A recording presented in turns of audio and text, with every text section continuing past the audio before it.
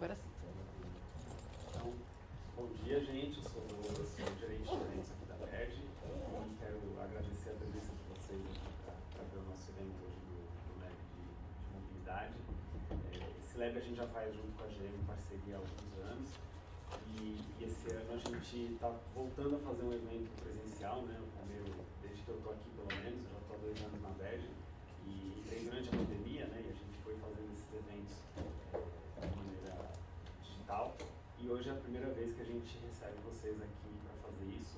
E já é uma alegria poder ter gente aqui, né, para conversar, para ter esse network sobre mobilidade. E a ideia é que a gente possa fazer mais isso ano que vem. Por ano que vem a gente vai ter esse evento de novo, em um formato diferente também, não vai ser só online. A gente vai. Esse aqui é o primeiro teste para isso, justamente, para que a gente possa ter esses encontros, né? E a Berge é uma casa de comunicação.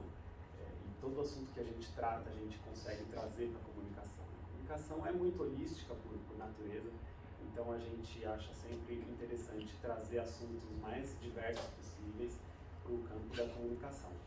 E é para isso que a gente tem esse apoio da GM, né, da área de comunicação da GM, que está sempre com a gente nesse evento e em várias outras iniciativas também. Então hoje a gente vai ter essa conversa aqui, vamos falar muito de eletrificação, que é uma das bandeiras da GM, né?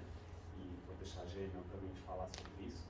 Mas é interessante a gente ter sempre em mente o quanto que a comunicação pode contribuir para que esses assuntos sejam alavancados, tanto mobilidade quanto eletrificação e tudo que envolve isso, que a gente sabe, né? Muitas questões de ESG sempre são pautas nesses eventos. Então eu convido vocês para que batam esse papo com a gente está no Cliente Comitê aqui justamente para que todos possamos conversar aqui, não só os palestrantes, mas que a gente possa também ter essa conversa e gerar esse conteúdo sobre mobilidade. Como eu falei, isso está sendo gravado, depois a gente vai colocar no YouTube e espalhar nas nossas redes também, tá bom? Então, obrigado por ter vocês aqui, certo? Obrigado, gente. Nelson, eu queria te chamar então, o Nelson, diretor de comunicação da GM, que vai falar um pouco aqui para a gente também. Olá, pessoal, tudo bem?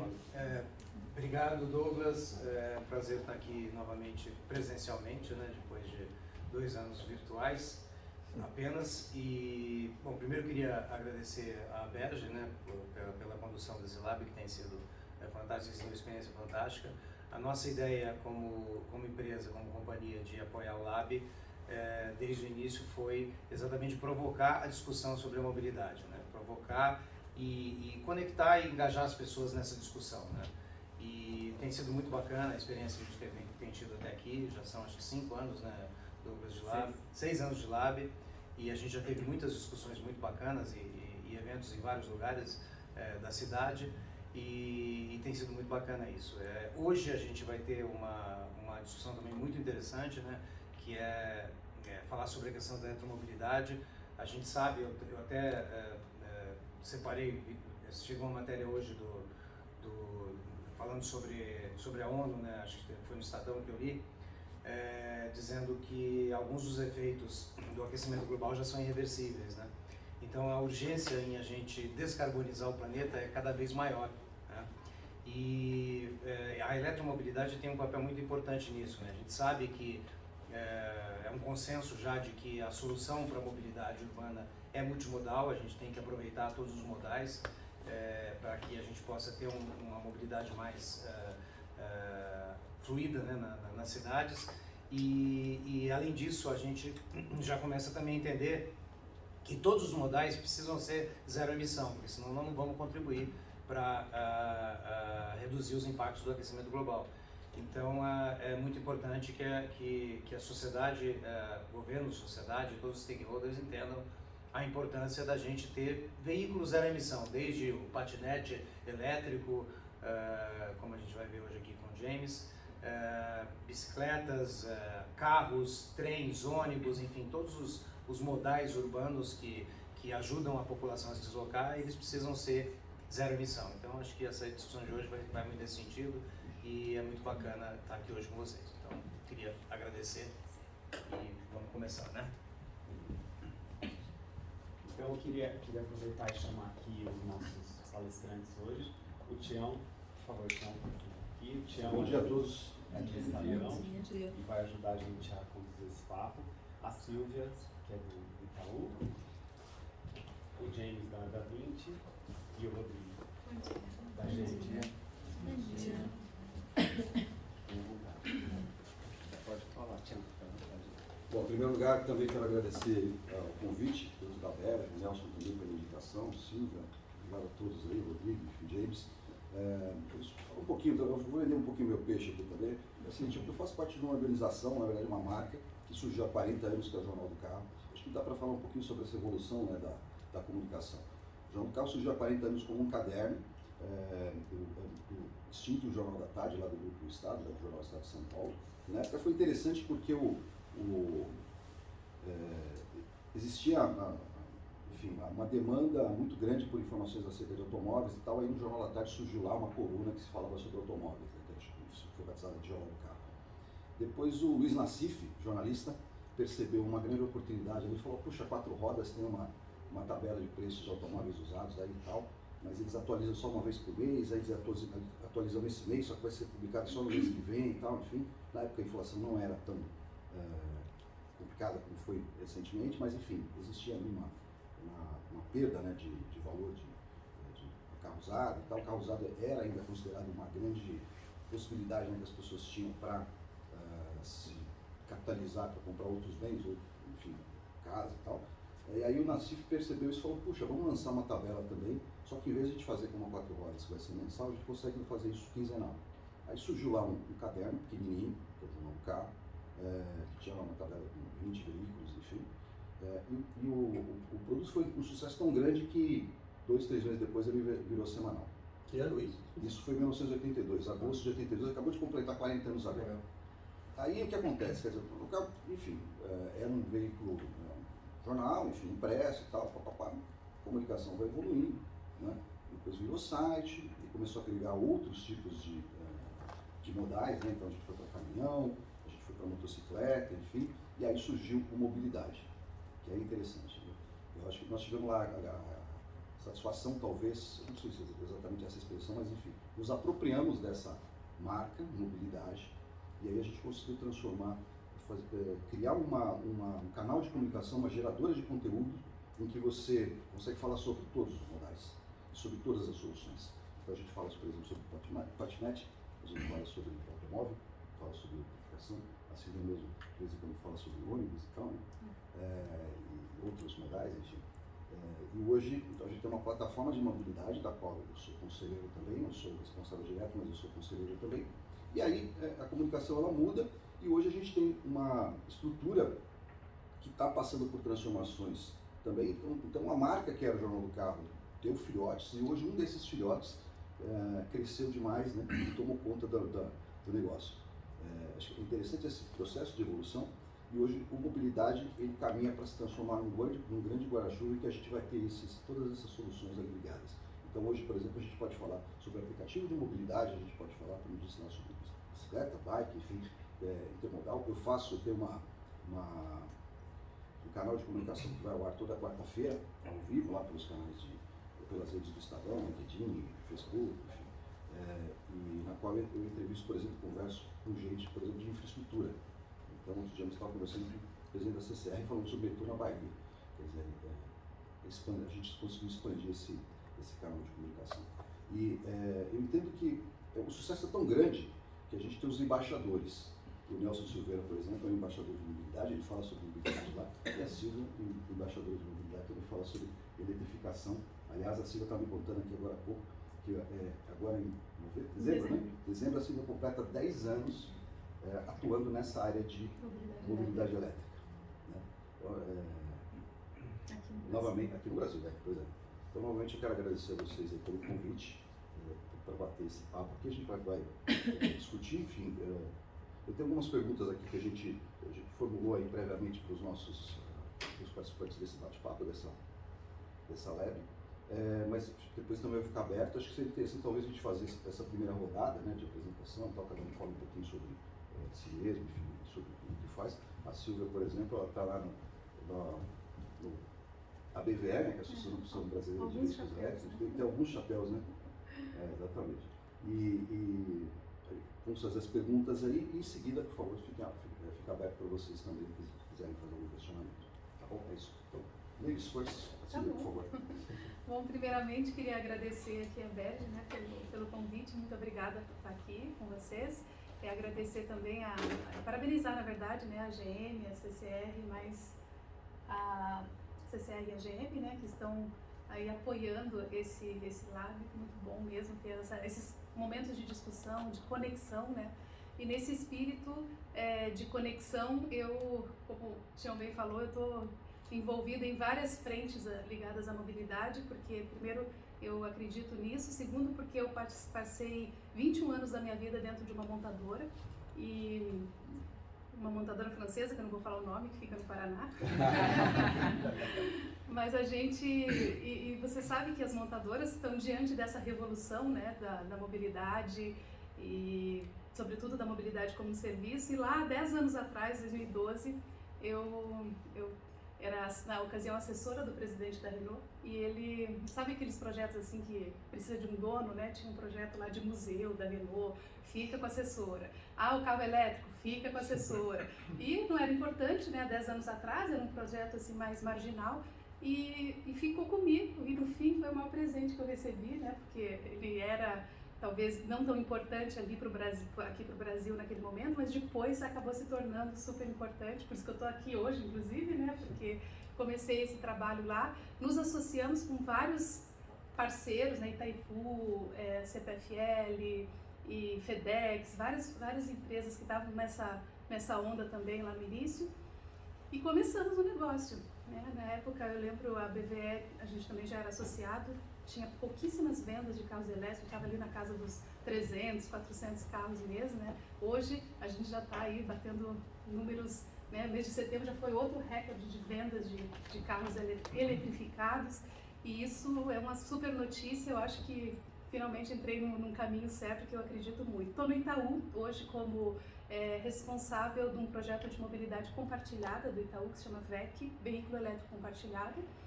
E há um ano e meio, mas também sou diretora de mobilidade da BVE, e a BVE está ali com várias frentes, né, várias verticais, tem uma pasta ligada a pesados, leves, levíssimos, infraestrutura, peças, né, de reposição ali, ou componentes, entre outros, e também faço parte do conselho da PNME, que é a Plataforma Nacional da Mobilidade Elétrica, que eu também posso falar um pouquinho mais para frente. E, claro, sou eu, com muito orgulho, embaixadora do Estadão, que escrevo lá de vez em quando para o Planeta Elétrico e também para o Caderno de Mobilidade. Além de outras coisas a mais ali, mas assim, que engloba o nosso assunto, eu acho que são esses três. Rodrigo, por favor. Bom dia a todos, obrigado pela oportunidade, a Berge, obrigado Nelson por convite também para estar aqui. Eu trabalho na indústria já há 27 anos, indo para 27 anos, na GM esse tempo todo.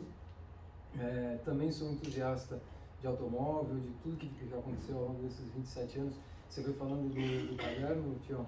Eu, quando era ali jovem adulto, eu ficava olhando o valor de usado para saber que carro que eu poderia comprar. E eu ficava indo, bom, esse ano aqui, desse modelo, realmente foi uma referência para mim. E ao longo desse período todo, eu participei muito de desenvolvimento de produto, eu sou muito ligado com a área de produto, lá dentro do marketing, e vi muitas transformações tecnológicas, mas de longe, o que a gente faz hoje num trabalho de um veículo elétrico, de longe a transformação não foi igual ao que a gente está vendo agora, né? Tudo que a gente faz de marketing de produto, que a gente chama, é completamente diferente quando a gente vai falar de um veículo elétrico versus um veículo a combustão. Então a gente tem todo o entorno, toda a questão da infraestrutura, desde o fornecedor até o concessionário lá na ponta. Então realmente é a maior transformação dos 27 anos que eu tenho de experiência que eu vivi. Eu acho que as gerações novas, o assunto está em pauta, né? O assunto hoje todo mundo já ouviu falar, termos que a gente usa, mobilidade, eletrificação, são termos que a gente está aprendendo a usar, né? E para as gerações, né, mais maduras como a minha, a gente precisa se acostumar, é que nem o não nativo digital que precisa se acostumar com o mundo da internet. Mas as novas gerações vão ter isso de uma forma muito mais natural. Isso que a gente acredita hoje, defende essa causa hoje aqui, eu falo pela minha filha, é um pouco enviesada, mas minha filha tem 6 anos de idade, vai fazer 7, e já me pergunta, papai, quando que nós vamos ter o carro elétrico? Né? E já me perguntou algumas vezes. Quando vendeu o Bolt. Eu ainda não tenho a propriedade de um Bolt, mas já tive o prazer de dirigir muito Bolt e ela já... E justamente por isso que ela pergunta um pouco do que eu vou contar aqui para vocês. Então, eu acho que a transição vai acontecer de uma forma muito mais natural para as novas gerações, né? É muito mais fácil entender que não pode ter no futuro a gente não pode ter um escapamento ali no carro, né? Mas nós temos esse papel de comunicar, eu acho que o diálogo é a melhor forma, ponto de vista, até para agregar informação, para evoluir. Então, essa iniciativa aqui é super legal nesse sentido. James, por favor. Bom dia, obrigado pelo convite, todo mundo da Berge também. E Renata, eu vou olhar para o celular às vezes, mas não estou sendo mal educado, porque eu escrevi algumas coisas para não esquecer. E eu vou olhar com uma careta porque eu esqueci o óculos em casa. Então eu vou ficar olhando aqui. Bom, eu sou um dos fundadores da 20, que é uma marca de micromobilidade elétrica. A gente desenvolveu os produtos na pandemia, no meio da pandemia, foi super complexo, né? Porque tem uma relação com a China, com a Zona Franca de Manaus, uma triangulação assim, a gente teve que fazer tudo por Zoom. Mas a gente acabou lançando mesmo, começando a vender em setembro do ano passado, então é super novo. Como é a micromobilidade, como é toda a questão de tentar mudar um pouco o status quo da mobilidade com essas novos entrantes aí, né? Eu tenho alguns chapéus também. Hoje em dia eu não estou no dia a dia da Da Vinci, eu construí a marca com meu sócio, sou parte do conselho, mas eu tenho uma consultoria de branding e que a gente chama de Citizen Experience, que a gente fala que é um pouco maior que Consumer Experience, que é olhar a marca e a relação da marca com a cidade. E aí são marcas com propósito e tudo mais. A gente faz bastante isso com muitas marcas de mobilidade, né? Posto Ipiranga, 99, metrô de São Paulo. Acabei de fazer um reposicionamento do metrô de São Paulo. Então tem bastante discussão no mundo do marketing também de como o metrô é elétrico, né? Então, né, a gente começar a reposicionar e mostrar o lado da sustentabilidade e tudo mais, né? Eu perdi a meada aqui. Então hoje a gente vende dois tipos de patinete, DB1 e DB2, são dois patinetes que tem mais ou menos a diferença, é a potência deles. Eu vim com esse aqui, vim de metrô de casa, então ele dobra, eu entrei no metrô com ele dobrado, eu andei um pouquinho aqui, super perto do metrô, né? Então essa coisa da intermodalidade que a gente vai falar, acho que é uma coisa muito interessante para a cidade, né? De você fazer um trecho de um jeito, um outro trecho de outro, né? Isso a gente vai discutir um pouquinho aqui. Eu estou super feliz de estar aqui e de discutir esse tema, principalmente porque a gente viu hoje, esse ano, né, a eleição, que a gente imaginava que a gente ia debater muita coisa, né? E o debate foi muito pobre, né? E o debate da mobilidade elétrica, é um debate fundamental para as cidades e fundamental para o Brasil, né? A gente tem uma indústria automobilística tão forte, né? Histórica, e a gente não está liderando também esse lado da transição elétrica, é mais um daqueles oportunidades perdidas, parece, para o Brasil, sabe? Então eu acho que a gente precisa realmente trazer esse debate em todos os lugares que a gente pode, né? E divulgar isso, porque realmente, né, quem esteve, sei lá, na Europa ou nos Estados Unidos ultimamente, a gente sabe que realmente está grande o negócio e que vai acontecer rápido, né? E a gente está atrasado, né? A Da Vinci, é claro, já nasceu elétrica, né? A gente nunca teve patinete a gasolina, mas então assim, eu conheci o meu sócio, que é o Eduardo Musa, quando eu era agência dele e ele era o presidente da Caloi, CEO da Caloi, que é uma marca de bicicleta, né, a mais famosa do Brasil, mais de 100 anos. A gente discutia muito como a bicicleta poderia realmente entrar nas cidades, porque é aquela coisa, teve uma retomada da bicicleta, né, urbana, né, e a gente começou a desenvolver produtos de bicicletas realmente para usar na cidade. As pessoas usavam mountain bike, né, agora tem bicicletas para a cidade mesmo. Então ele também sabia que ele teria que lutar pela infraestrutura, né, então ele foi um dos, sabe, com a Prefeitura de São Paulo, a ciclovia na Marginal Pinheiros, que é na frente da Caloi, ele se mobilizou bastante para isso, né. Então, eu acho o patinete ele depende mais da infraestrutura que a bicicleta também, né? A gente estava conversando agora no café, né, que o patinete ele tem uma ergonomia tem uma roda menor e tem uma questão que você precisa de ciclovia mesmo, né? Ele no trânsito, eu só ando de bicicleta há mais de 20 anos, né? E eu não me arrisco tanto com o patinete como me arrisco com a bicicleta. E mesmo com a bicicleta eu não me arrisco tanto porque ter aquele medinho de pedalar faz parte para você voltar para casa vivo, né? Você não pode dar muito seguro, né? E essa é uma questão, né? A gente estava conversando aqui de coexistir, né? Coexistir com o carro, com o metrô, com o ônibus, com o táxi, né? Eu acho que essa é uma grande questão para a mobilidade e para a mobilidade elétrica. Eu só vou terminar falando que eu moro na Vila Angélica, que é uma subida, e tem ônibus lá. E é um barulho absurdo, eu tive que colocar a janela anti-ruído, né? E para mim, uma das coisas mais interessantes dessa revolução elétrica, né? Porque é uma revolução, né? Essa mudança, a gente está quase mais de 100 anos com essa coisa do combustível, né? A gente vai ter uma cidade com menos poluição sonora, né? A gente vai ter uma cidade com menos poluição do ar, né? Então são coisas que vão melhorar a qualidade de vida, né, das pessoas. Então é assim, uma coisa, por isso, de novo, acho que a gente tem que realmente acelerar o debate e acelerar a eletrificação. É isso. Muito bom. Tião, se você me permite, Eu ia começar a fazer uma pergunta para a Silvia, mas eu fiquei sabendo que você tem uma apresentação, né? eu queria trazer um pouco, porque eu acho que o James está falando de revolução, eu acho que tem uns dados aqui que é importante a gente trazer, falando do automóvel, né? É super curta a apresentação, mas eu acho que vale a pena a gente compartilhar com os colegas aqui. Pode ficar, Silvia, não precisa... Obrigado. Eu queria primeiro falar que eu falei de 27 anos na empresa e você não fica 27 anos numa empresa que você se identifica com os valores dela, né?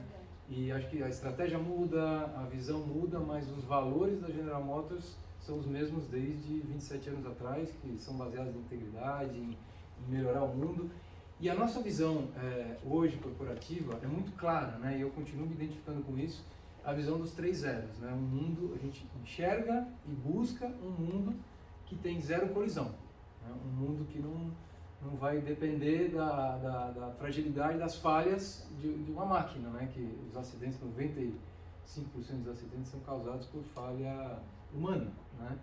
Então, um mundo de zero colisão, um mundo onde zero emissão, que é o que a gente está falando aqui, um mundo que realmente deixa de ser carbonizado pela mobilidade dos automóveis, e um mundo com zero congestionamento, onde os carros também vão poder circular de forma mais inteligente, fazendo com que essa loucura das metrópoles se destrave.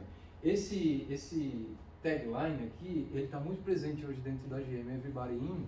A gente sente no dia a dia, nas decisões estratégicas que a gente toma.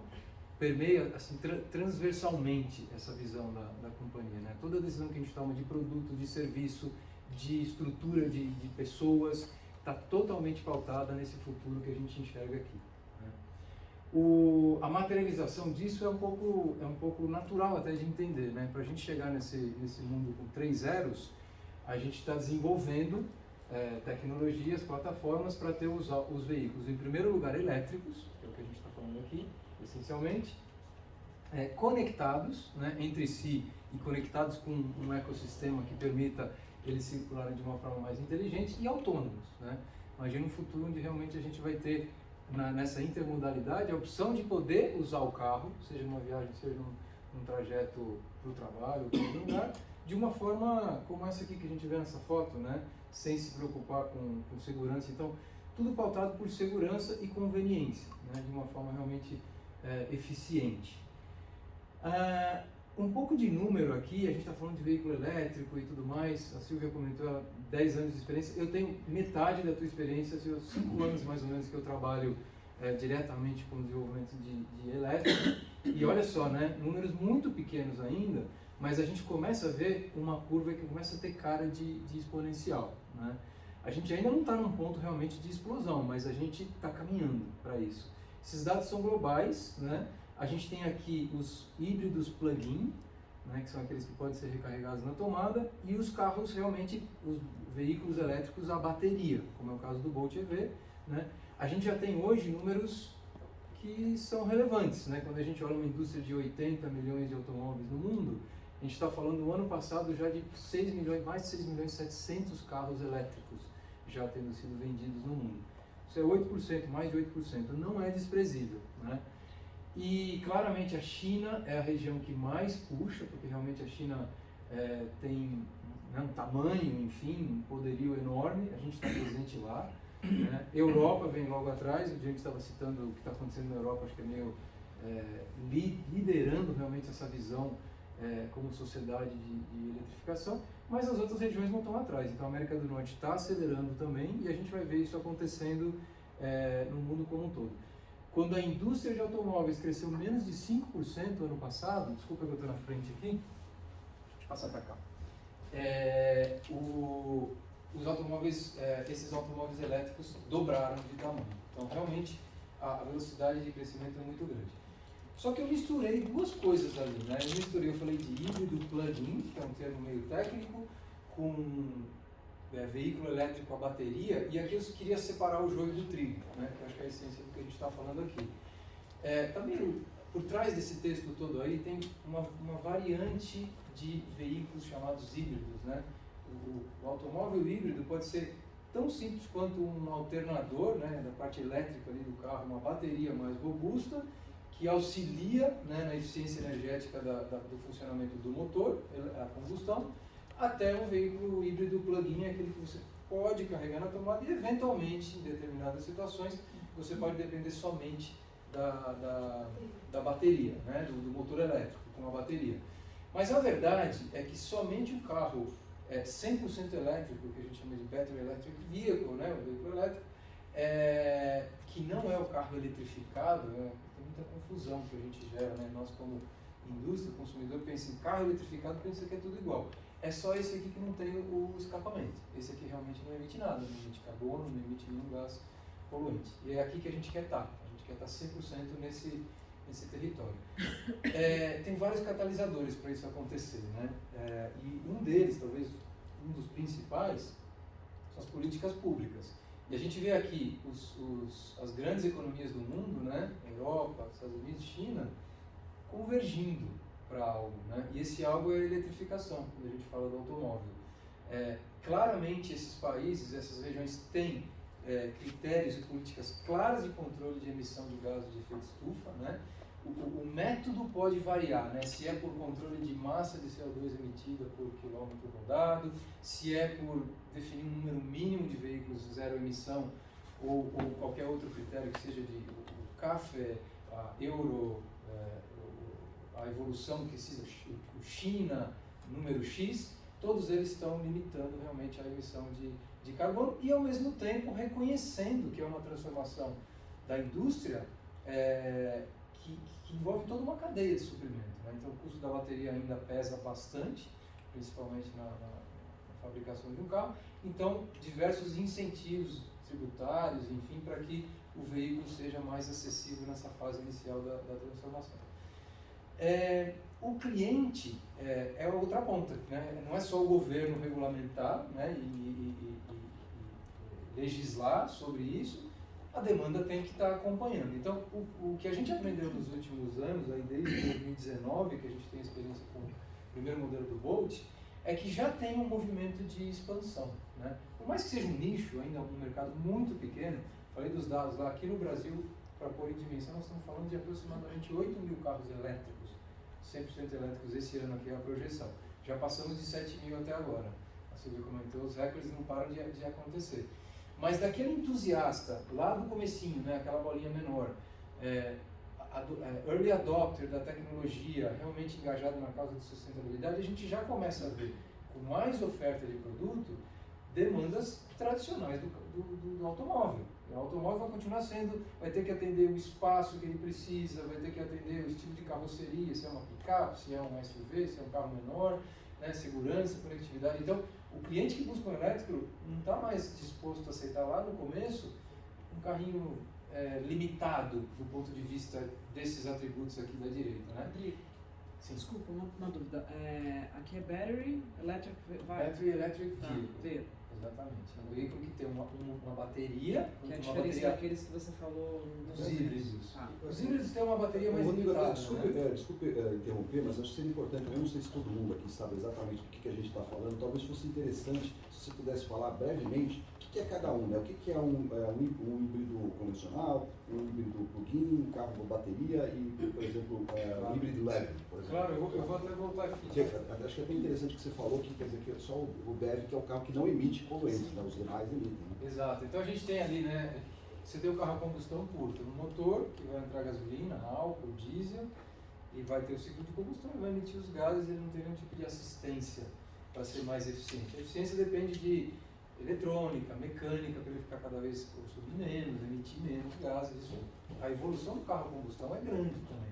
Nós temos eu diria, o orgulho de dizer que a gente lidera esse movimento de tornar mais eficiente o modelo a combustão, enquanto ele perdurar. Né? A gente tem hoje o carro mais econômico, mais eficiente do mercado, que é o Onix Blue, né? O Onix Sedan. Mas ainda é uma tecnologia tradicional, aquilo que a gente conhece, o carro que a gente sempre conhece. Vai no posto de gasolina, abastece, tem uma bateria ali, tem um alternador, ele vai funcionar. Aí você começa a ter auxílios para que o carro fique mais eficiente, para que ele consuma menos combustível e no final ele emita menos gases poluentes, né? CO2 principalmente, que são esses sistemas que a gente chama de híbrido. Então tem o híbrido leve, o mild hybrid no inglês, né? Que são acessórios modestos, vamos chamar assim. Então tem sistemas de eletrificação que são isso. Essencialmente um conjunto de alternador, bateria mais potente, né? Você tem uma parte elétrica ali que ajuda em situações de arrancada, quando o carro vai em situações muito limitadas, né? Mas não tem uma bateria, é só um auxílio para que o motor precise menos do uso do motor e da combustão para ele poder andar. E aí você vai evoluindo, você tem carros que tem um motor a combustão e você tem um motor elétrico. E aí você tem ali uma bateria para alimentar aquele motor elétrico. Tem alguns casos que não tem nenhuma bateria.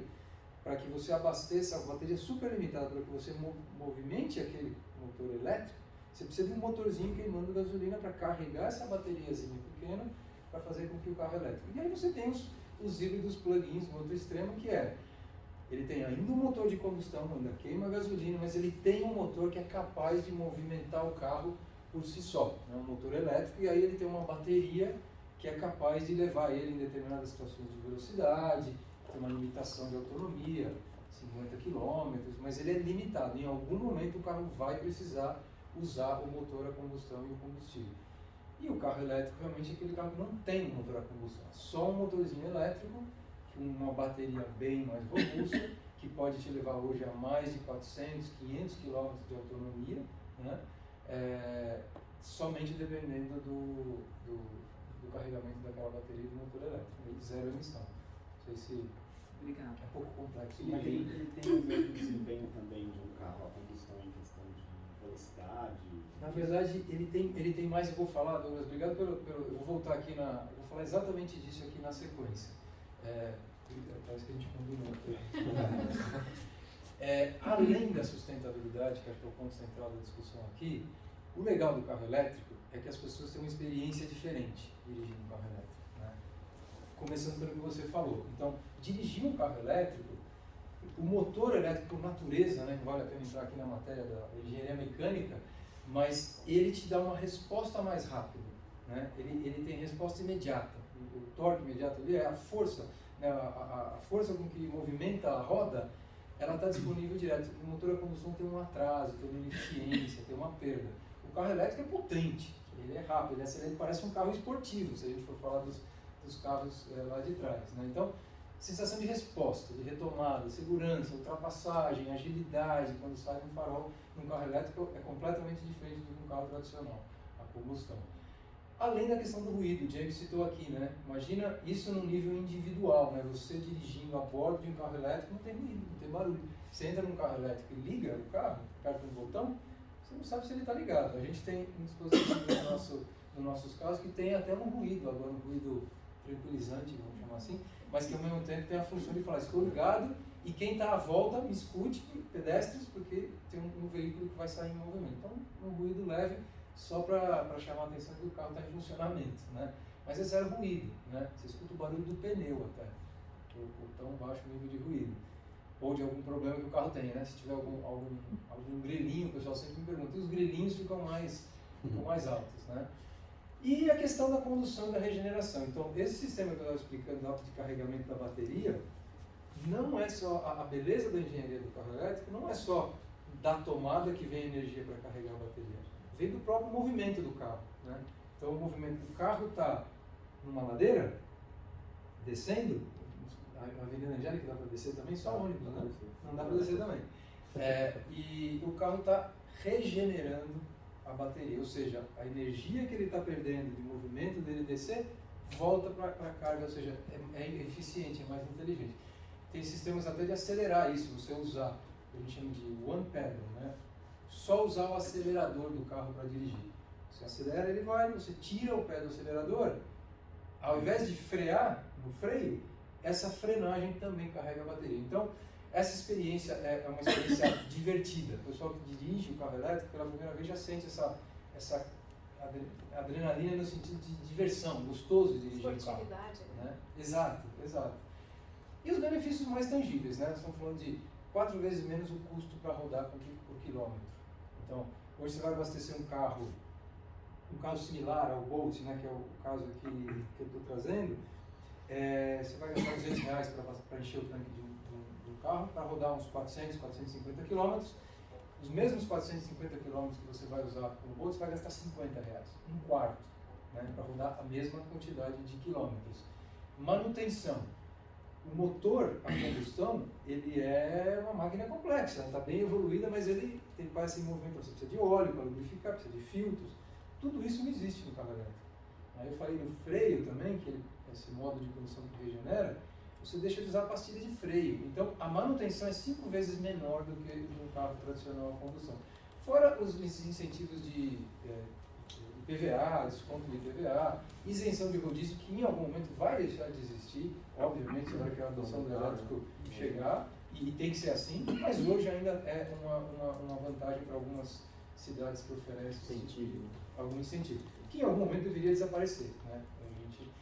E essa é uma questão bastante polêmica e gera muita... O gráfico é meio complexo, mas eu vou tentar abordar a questão de uma forma simples.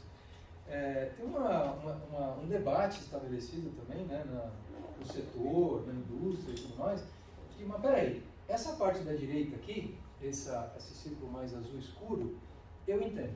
Então eu vou carregar o carro elétrico na tomada, na tomada de casa, e eu vou rodar sem emitir nenhum poluente, né? Essa parte é fácil de entender.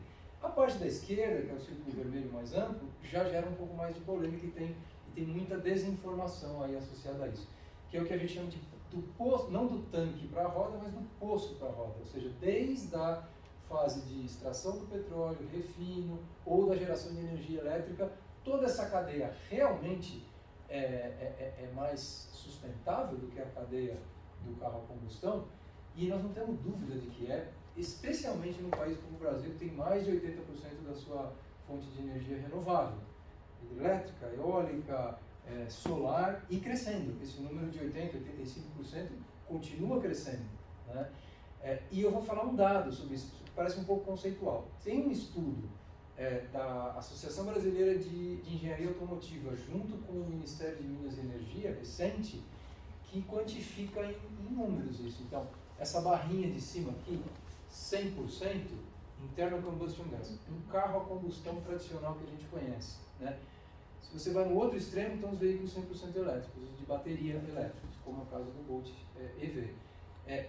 90% num cenário, até não estou nem pegando um cenário mais otimista como é o caso do Brasil, né, onde as fontes são renováveis, 90% de redução em toda a cadeia do poço até a roda. Mesmo se a gente comparar com veículos híbridos, que são esses intermediários que eu falei, flex com etanol, que é de fato uma vantagem que a gente tem aqui no país, nós ainda estamos falando de 50% de redução, isso multiplicado, escalado por toda a frota de veículos, é indiscutível a vantagem do veículo elétrico, né?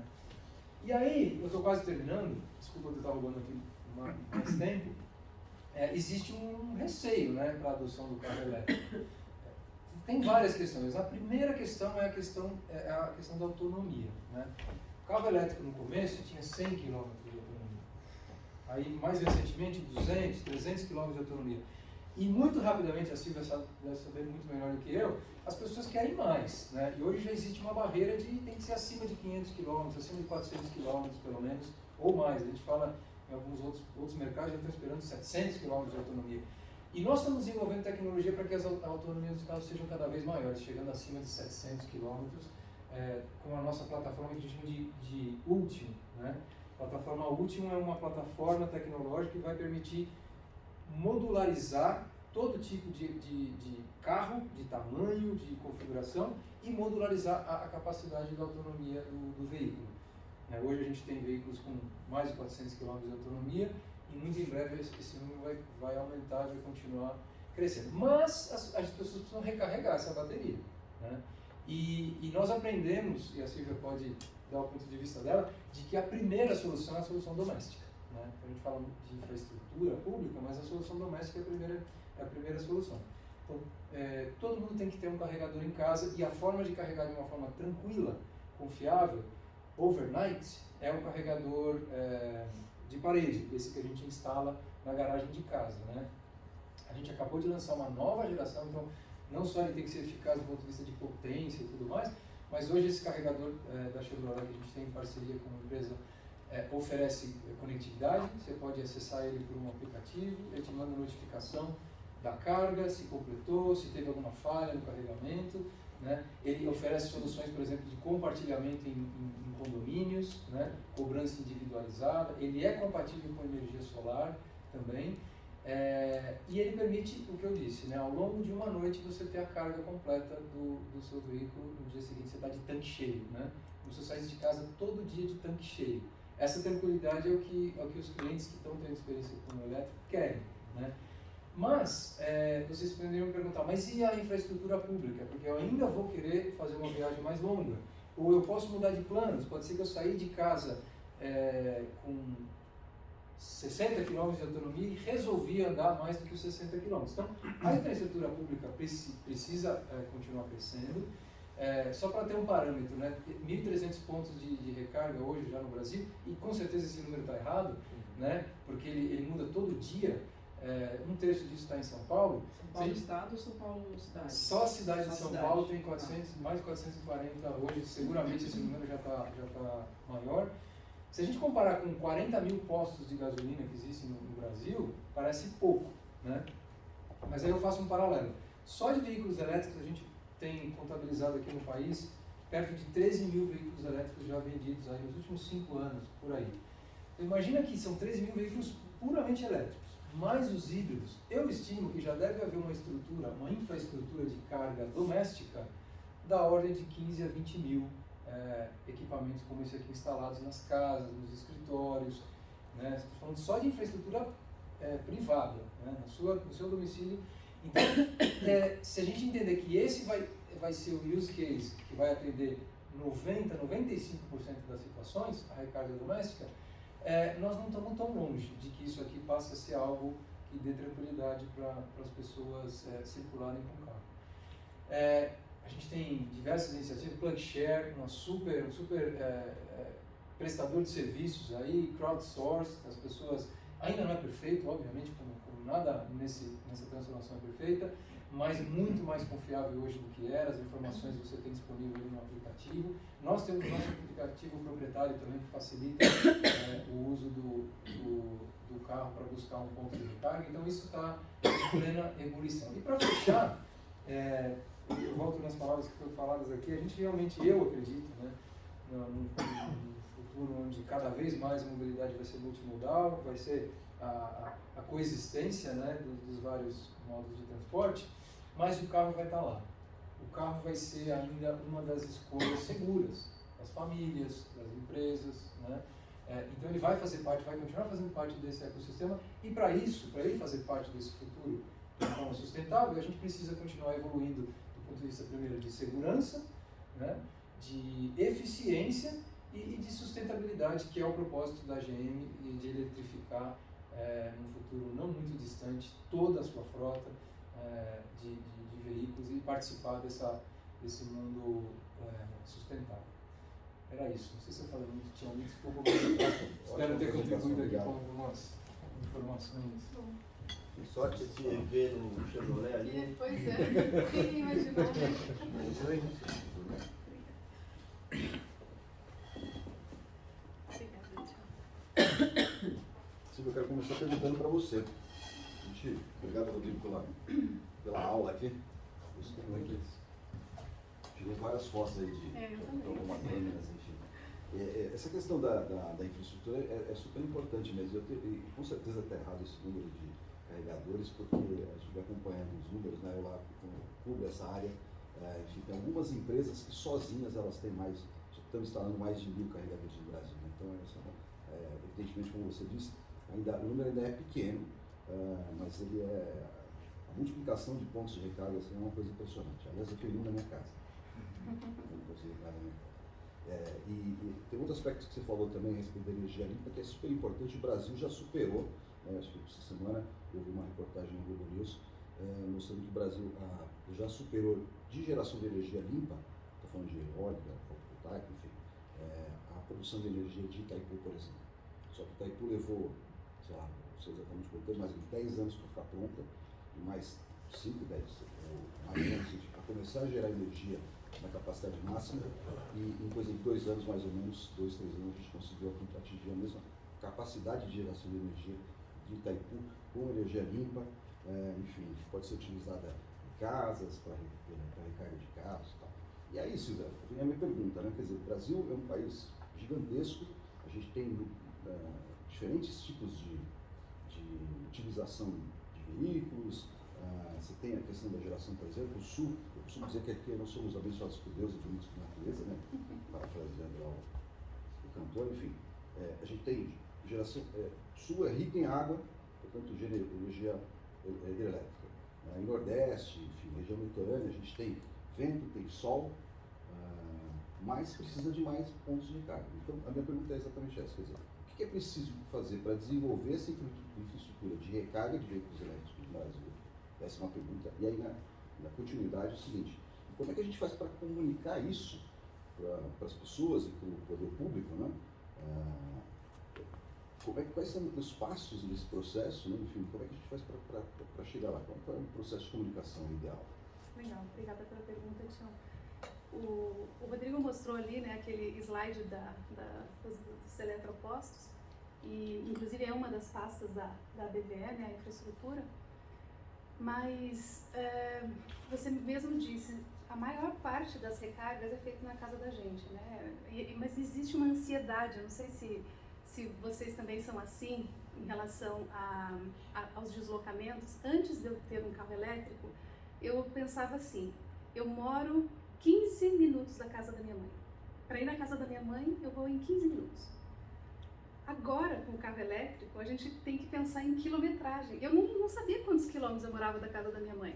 Mas agora, com o carro elétrico, eu falo, não, eu estou a 6 quilômetros da casa da minha mãe, porque quando eu estou parada no congestionamento, o carro elétrico não gasta nada. Ele está completamente parado, sem o carro a combustão continua gastando, mas o elétrico não. Então, é uma mudança de pensamento, né? Então, esse é o primeiro ponto. Segundo, com esse pensamento de quilometragem, você começa a analisar melhor ali a tua autonomia do veículo. Mas existe uma ansiedade, também não sei aqui quantos de vocês já dirigiram um carro elétrico, a gente fica ansioso quando você está dirigindo um carro elétrico, porque você está toda a esquina vendo um posto de gasolina, mas você não está vendo toda a esquina um eletroposto. E aí acaba ficando uma coisa assim, tipo, ai meu Deus, e se eu, né, se acabar a minha bateria aqui, mesmo calculando, eu ficava, e era assim a história que a gente viu na Europa, lá no comecinho do lançamento, quando as autonomias eram baixas. Então, o que precisa acontecer primeiro? E aí saiu estudos, né, a gente manda menos de 60 km por dia, menos que você seja um motorista de aplicativo, um taxista, a maioria de nós, 90%, anda menos de 60 km por dia. Então, se você tem um carro como o Bolt, que tem quanto de autonomia? 400 km de autonomia, certamente você vai abastecer, sei lá, 2 vezes por semana em casa.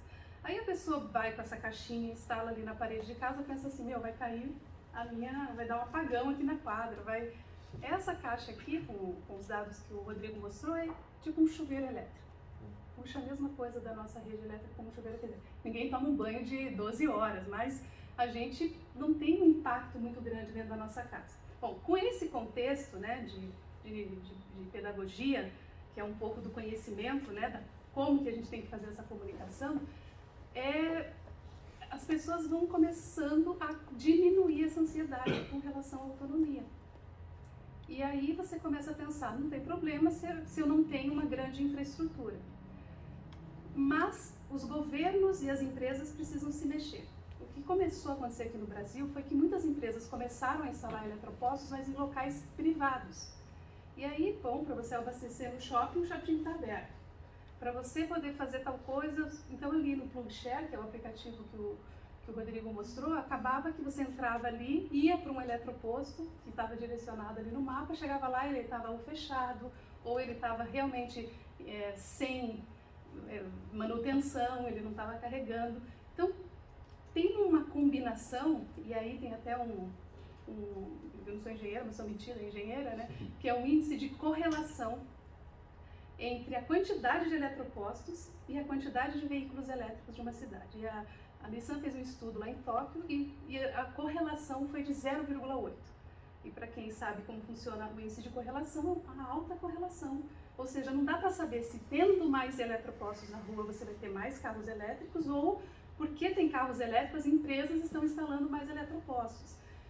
É aquele dilema do Tostines lá, né? Então, assim, isso é bem importante a gente considerar, inclusive na comunicação, mas resumindo a minha resposta para dar também oportunidade para os colegas, eu diria o seguinte, claro que é importante a gente ter infraestrutura, mas lembre-se que 90% de nós utiliza o carro 60%, né, 60 quilômetros, e isso depende muito mais da minha energia ali de casa do que realmente da rua. Então a rua é importante para diminuir a questão da ansiedade e também, obviamente, para você, numa emergência, você conseguir. No futuro, vou lançar uma coisinha aqui, no futuro, a gente já tem isso e certamente a GM está estudando isso, se já não tem, é o carregador, é o carro que você foi ali para o teu trabalho, estacionou ele num carregador, e esse carregador e eletroposto são sinônimos, né?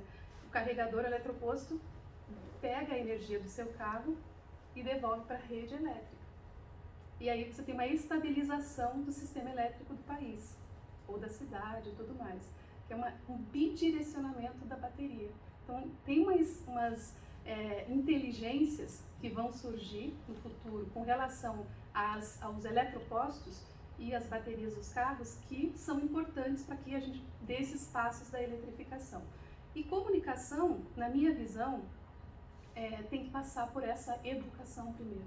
E acho que esse é um grande papel dos comunicadores aqui, da própria associação, que é educar as pessoas, contar essas histórias. Vejam quantos de vocês aqui fizeram perguntas, né, sobre conhecimento mesmo desse futuro. Não é a mesma coisa de um carro convencional. A gente cometeu erros lá no passado, achando que era só colocar um carro dentro da concessionária e sair vendendo como um carro com uma outra motorização. Não.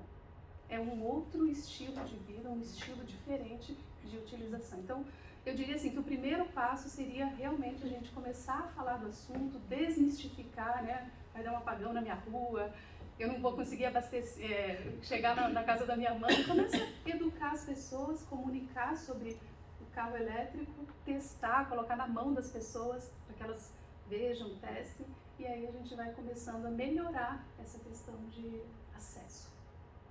Sensacional, concordo totalmente. Como eu cubro essa área, então eu já havia participado, antes do lançamento de lançamentos no Brasil, eu já havia participado de alguns lançamentos fora do país, para conhecer esse sistema e tal. Mas aí, uma outra marca que não é a GM, que na época a gente não estava no ciclo de desenvolvimento ainda, me emprestou um carro elétrico para eu ficar com o carro acho que 4 ou 5 dias. E aí, deixei o carro carregando, eu cheguei em casa, com esse desespero que você falou, né? Pluguei na tomada e tal, né? Porque eu não cheguei a carregador, pluguei lá, puxei um cabo e tal, pluguei na tomada, e aí tinha autonomia de 180 km. Né? Hoje tem 400 km e tal, tinha 180 km, beleza. No dia seguinte cheguei lá e tal, abri o carro, estava lá 180 km de autonomia, falei, que lindo, né? Vou embora. Tinha um evento, acho que em Vinhedo e tal, falei, vou para Vinhedo de carro elétrico. Aí eu desci, minha rua é uma ladeira também, gente. Desci a rua de casa, quando eu cheguei no final da rua de casa, rodei uns 300 metros mais ou menos, eu fui com 160 km. assim, né? Eu desci a rua de casa, perdi 20 km de autonomia. Pô, esse carro, eu não vou conseguir chegar daqui no meu trabalho com esse carro. Aí que você começa a entender a dinâmica de condução, né? Como o James falou, ele falou que você tira o pé do acelerador, por exemplo, ele regenera energia e tal, e aí você começa a entender o funcionamento, e aí eu concordo com o que você falou, Silvio, é uma mudança de paradigma, é uma mudança de maneira de utilização, é uma coisa totalmente extraordinária. Eu estava falando mais cedo aqui para os colegas, eu sou devoto de Nossa Senhora da Combustão Interna, adoro carro com motorzão e tal, mas assim, depois que você dirige um carro elétrico, você fala, puxa, não dá para voltar com combustão. Eu tenho um monte de carro velho lá, então eu gosto de carro velho, mas assim, a eletrificação é fundamental. Mas aí eu tenho uma pergunta para o James, que é o seguinte, acho que eu entendo, você falou que você veio para cá de metrô, né? Botou lá o teu patinete dentro do trem e tal, e veio, enfim, para cá, e eu acho que entendo que para cidades a micromobilidade é fundamental, né? Quer dizer, não faz sentido você sair de casa com um veículo, sei lá, de 2 toneladas, por exemplo, que a gente vê muito, né? Gigantescos e tal, com 1 ou 2 pessoas dentro. A micromobilidade é fundamental para que você tenha menos poluição, um trânsito mais inteligente e tal. Então eu entendo o seguinte, no mundo ideal, quer dizer, eu, por exemplo, poderia ir a pé até uma estação de metrô, chegar lá, usar o metrô até uma determinada estação e tal, chegar lá, pego um patinete, por exemplo, que pode ser um patinete compartilhado e tal, né? Vou até o local onde você preciso ir, exatamente, eu posso usar um carro por aplicativos. Essa questão da chuva. Pois é, rapaz, então isso é muito legal, né? Quer dizer, é o que a gente falava também, as pessoas começaram a entender que você não precisa necessariamente ser proprietário, né? Você pode ser também um usuário, né? Isso acho que é uma outra discussão, mas enfim. A minha pergunta para você é o seguinte, nessa questão da... como é que a gente... primeiro que é o seguinte, quer dizer, como é que funciona esse processo, né, de multimodais, enfim, como é que a gente comunica isso? Por exemplo, no teu caso, por exemplo, se você atua, ou enfim, com micromobilidade, como é que você comunica esse tipo de solução para mostrar para a pessoa que ela pode usar os modais vários, enfim, e complementando isso com a micromobilidade? É uma pergunta bem complexa, é muito boa, mas é bem complexa, não é simples, né? Porque a gente está falando de hábito, a gente está falando de, assim, o Brasil, as cidades brasileiras foram construídas para o carro, né? Desde a década de 50. Então a gente tem um pensamento urbano que é muito ligado ao carro e é muito ligado, e a gente está repensando isso ultimamente para conseguir realmente integrar o transporte, integrar a mobilidade, melhorar a calçada, melhorar a iluminação pública. Tem um monte de questão, né? Se você é um homem de 20 anos e você encara a bicicleta, não é uma boa. Se você é uma mulher e vai ter que voltar no trabalho à noite no escuro, é outra questão. Se você é mais velho e se mora numa cidade como São Paulo, que é uma cidade que tem subidas e descidas, quando eu atendi a Caloi, fazia propaganda da Caloi, o que tinha de comentário nas redes sociais era: São Paulo não é Amsterdã, São Paulo não é Copenhague, né? E daí quando a gente lançou a bicicleta elétrica da Caloi, a gente falou assim: agora São Paulo é Amsterdã, né? Para deixar uma cidade flat, né? Porque é muito legal o jeito que a Specialized, por exemplo, ela fala de bicicleta elétrica. Ela fala assim: esse motor aqui é 2 vezes você, ou esse aqui é 4 vezes você, né? Você fica com a perna mais forte, né? Na verdade é a bateria, mas é muito interessante esse jeito de vender bicicleta elétrica, por exemplo. Eu acho a bicicleta elétrica, assim, o grande objeto do século XXI. Eu acho incrível, assim. Bicicleta elétrica, e agora o que está acontecendo é a bicicleta cargo elétrica, né? De você poder fazer as lojinhas, a padaria, o supermercado, o mercadinho do bairro, levar de bicicleta, né? Então, assim, a gente conseguir, e aí a discussão, né? A gente está aqui com a GM, falando de carro também, é coexistir, né? A gente tem espaço para quem quiser andar, ter uma calçada de qualidade, ter iluminação pública, ter segurança e poder andar. Quem quiser andar de bicicleta, ter a ciclovia protegida para poder, sei lá, levar o meu filho para a escola de bicicleta ou de patinete com segurança e com tranquilidade, né? Quem quiser andar de carro, tem um lugar para você poder abastecer ou colocar o seu carro elétrico para recarregar. Então a infraestrutura é fundamental, né? a gente precisa pressionar órgãos públicos e tudo mais. E no meu caso específico, que é o patinete, a gente precisa criar hábito também, que é super difícil, né? Em São Paulo é engraçado, em São Paulo 30% das pessoas caminham, andam, é andar, porque não tem dinheiro, porque é perto. Então, e 30% é transporte público e 30% é carro. É uma divisão assim bem diferente das cidades americanas, que são muito dependentes mais do carro, né? E assim, a bicicleta tem 5, 6%, né? O patinete muito menos, né? Principalmente agora que a gente não tem quase patinete compartilhado mais também, né? A gente teve aquele momento, né? A Faria Lima, os Faria Limers, né? Que você saía do metrô, pegava o patinete e tudo mais. Que foi bem interessante, porque ali era educativo, né? Que você poderia realmente pegar o seu carro, estacionar perto do metrô, entrar no metrô, fazer um trecho de metrô e depois andar, sei lá, você mora em Alphaville, você deixa um lugar no metrô, pega um trecho de metrô e pega um patinete. É super legal essa integração, né? As pessoas fazem conta na cabeça do perrengue, né? Qual que é o perrengue? Então, quanto mais fácil for você andar de bicicleta, menos perrengue você tiver. A bicicleta elétrica, por exemplo, as pessoas perguntam, mas você não chega suado no trabalho, né? Sempre tem essa pergunta também, né? Não é Amsterdã, você não chega suado, são sempre essas perguntas. Quando você começa a andar muito de bicicleta, primeiro você sua menos. É incrível, mas você sua menos. A bicicleta elétrica você sua menos ainda. O patinete, você não mexe nem a perna direito, né? Claro que você vai, de vez em quando, você dá aquela que chama de remada, né? Você dá uma remada assim para você pegar a velocidade, mas então tem várias maneiras de você fazer com que as pessoas entendam que é uma possibilidade, né? Eu acho que tem uma coisa que você tem a tua rotina, que daí você tem que ver como você vai resolver a sua rotina, e tem as coisinhas, você faz dentista, supermercado, né? Então tem um lugar para o carro e lugar para o patinete, lugar para o metrô, e a gente tem que entender como encaixar isso e mostrar que é possível, e integrar, né? Eu estava anteontem, no Jardim Colombo, eu estava entrevistando uma pessoa muito legal lá, uma urbanista, né? E mora numa comunidade que tem uma rua entupida, porque é super estreita, foi mal desenhada, porque foi invadido e depois começa a virar um bairro, né? Lênis, desculpa, onde que é o Jardim Colombo? O Jardim Colombo é atrás do... Perto do Estado do Morumbi. É perto do Estado de Morumbi, atrás daquele cemitério Getsemane ali. É periferia. É periferia, super periferia, assim, né? E eu fui entrevistar ela, que é uma pessoa muito legal, urbanista, da comunidade e tudo mais. E é interessante que eu fui lá, eu fui de bicicleta, né? E aí você entra nas vielas, e as vielas estão cheias de bicicletas, assim, né? Então tem uma integração. E as pessoas da comunidade, elas não usam muito carro, porque não tem onde deixar, não tem garagem. As pessoas não têm garagem, elas usam moto, né? Também pode enfiar na viela e colocar no... Então tem uma outra dinâmica ali da cidade, né, também, que é uma super integração também, porque as pessoas pegam carona de moto até o ponto de ônibus, pegam o ônibus para tal lugar. E aí também o transporte público de São Paulo é super mal desenhado, a Paraisópolis não conversa com a Jardim Colombo porque o ônibus não passa ali. Então é super complexo. Infraestrutura, né? A gente pensa... E ela falou uma coisa, por isso que eu mencionei ela. Ela falou que ela esteve em Medellín, e Medellín é uma cidade que pensa muito essa coisa da intermodalidade, né?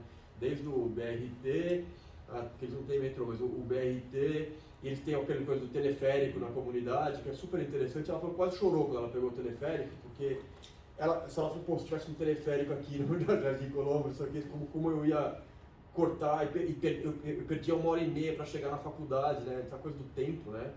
Infelizmente, né? As pessoas perdem 1h30 para ir, 1h30 para voltar. Então, a intermodalidade te deixa, porra, você ganha tempo, você ganha vida, né? Vida, basicamente. Então eu acho a infraestrutura é pensar realmente de conexão, né? E aí quando você conseguir mostrar para as pessoas que vale a pena, que tem menos perrengue, vai rolar. Mas é super complexo. Não tem uma resposta simples para isso, né? Então eu vou tentar criar hábito, vou tentar conversar com órgãos públicos, tentar fazer campanha. Não sei se eu respondi, né? Respondeu. Aliás, essa questão de Medellín é muito interessante, né? Porque isso é um case, né? Medellín, além de você gerar uma solução, quer dizer, uma solução de mobilidade, e que também transformou a vida de muita gente, né? As pessoas ali, quer dizer, ali virou uma forma, para as pessoas, por exemplo, pessoas que produzem ali, enfim, artesanato, coisas, enfim, o que a gente chama aqui do microempreendedor individual, né? Enfim, essas pessoas hoje, elas têm mais facilidade para conseguir comprar insumos e para conseguir entregar, né, os produtos que eles vendem, e tal, enfim, isso é interessante. E no caso, por exemplo, do Itaú mesmo, até hoje vamos falar aqui da Luciana Nicola, que eu adoro lá, que a Luciana Nicola foi a pessoa que desenvolveu a bike elétrica do Itaú, né, enfim. Há 10 anos atrás. Está à frente desse negócio aí ainda, enfim. E a Luciana, uma entrevista que eu fiz com a Luciana, ela disse o seguinte, que uma coisa que eu não fazia ideia, que uma das utilizações da bike Itaú, por exemplo, é pelo entregador, né, de aplicativo. Então o cara não precisa ter nem a bicicleta, quer dizer, não precisa investir dinheiro nem na bicicleta, ele tem uma bicicleta compartilhada, né? Aqui em São Paulo a gente não tem a elétrica ainda, mas enfim. E aí, quer dizer, ele recebeu um pedido de uma entrega, por exemplo, ele vai lá, né, pega a bicicleta e usa ali, enfim. Então essa questão da bike Tem elétrica, assim. Tem, já muito financiou bom. algumas, Já tem? já colocou já. algumas aí. Então, desculpa. Mas é o seguinte, tem essa questão, acho que a gente falou aqui no começo, o Rodrigo falou um pouco, a Silvia também, essa questão e eu também nessa minha experiência, tá, essa questão da recarga do veículo elétrico ainda é uma das grandes dúvidas, né? Você falou, James, da questão lá do biker, né, em relação a vou suar, não vou e tal. Eu acho que no carro elétrico talvez a maior dúvida é em relação à recarga, né? Esse aspecto de você poder recarregar em casa é muito interessante, porque todo mundo fica meio desesperado mesmo. O primeiro contato com o carro elétrico é isso. É mais ou menos o que acontece, aqui tem bastante gente jovem, mas enfim, eu que sou tiozinho, assim, quando os primeiros celulares chegaram, tinha um desespero, né? Então, assim, você chegava em qualquer lugar, você tinha um celular, chegava num restaurante, você procurava um clube para conectar o celular, não posso ficar sem bateria, né? Aí chegava festa da família, chegava na festa da família, antes de cumprimentar qualquer pessoa, você tomava lá para o lugar. O carro elétrico é a mesma coisa, né? Dava O carro com as elétrico. baterias também, né, tio? Pois é, então O o carro elétrico é mais ou menos isso. Outro dia eu fui almoçar com um pessoal de uma empresa de blindagem e tal, e a gente foi almoçar ali nos Jardins, e aí um dos sócios da empresa era o primeiro carro elétrico dele. Ele falou, poxa, aproveitei, botei meu carro aqui, porque tem um carregador aqui embaixo e tal, para deixar o carro carregando, que a gente vai almoçar 2 horas aqui, vai dar não sei quantos quilômetros de carga. Beleza, né? O que você vai fazer hoje? Foi o que a Silvia estava falando. O que você vai fazer hoje? Eu vou passar um cliente aqui, depois vou para casa. Você vai rodar quantos quilômetros? 30. Então por que você deixou seu carro para carregar? Energia de graça. Você vai rodar 30 quilômetros?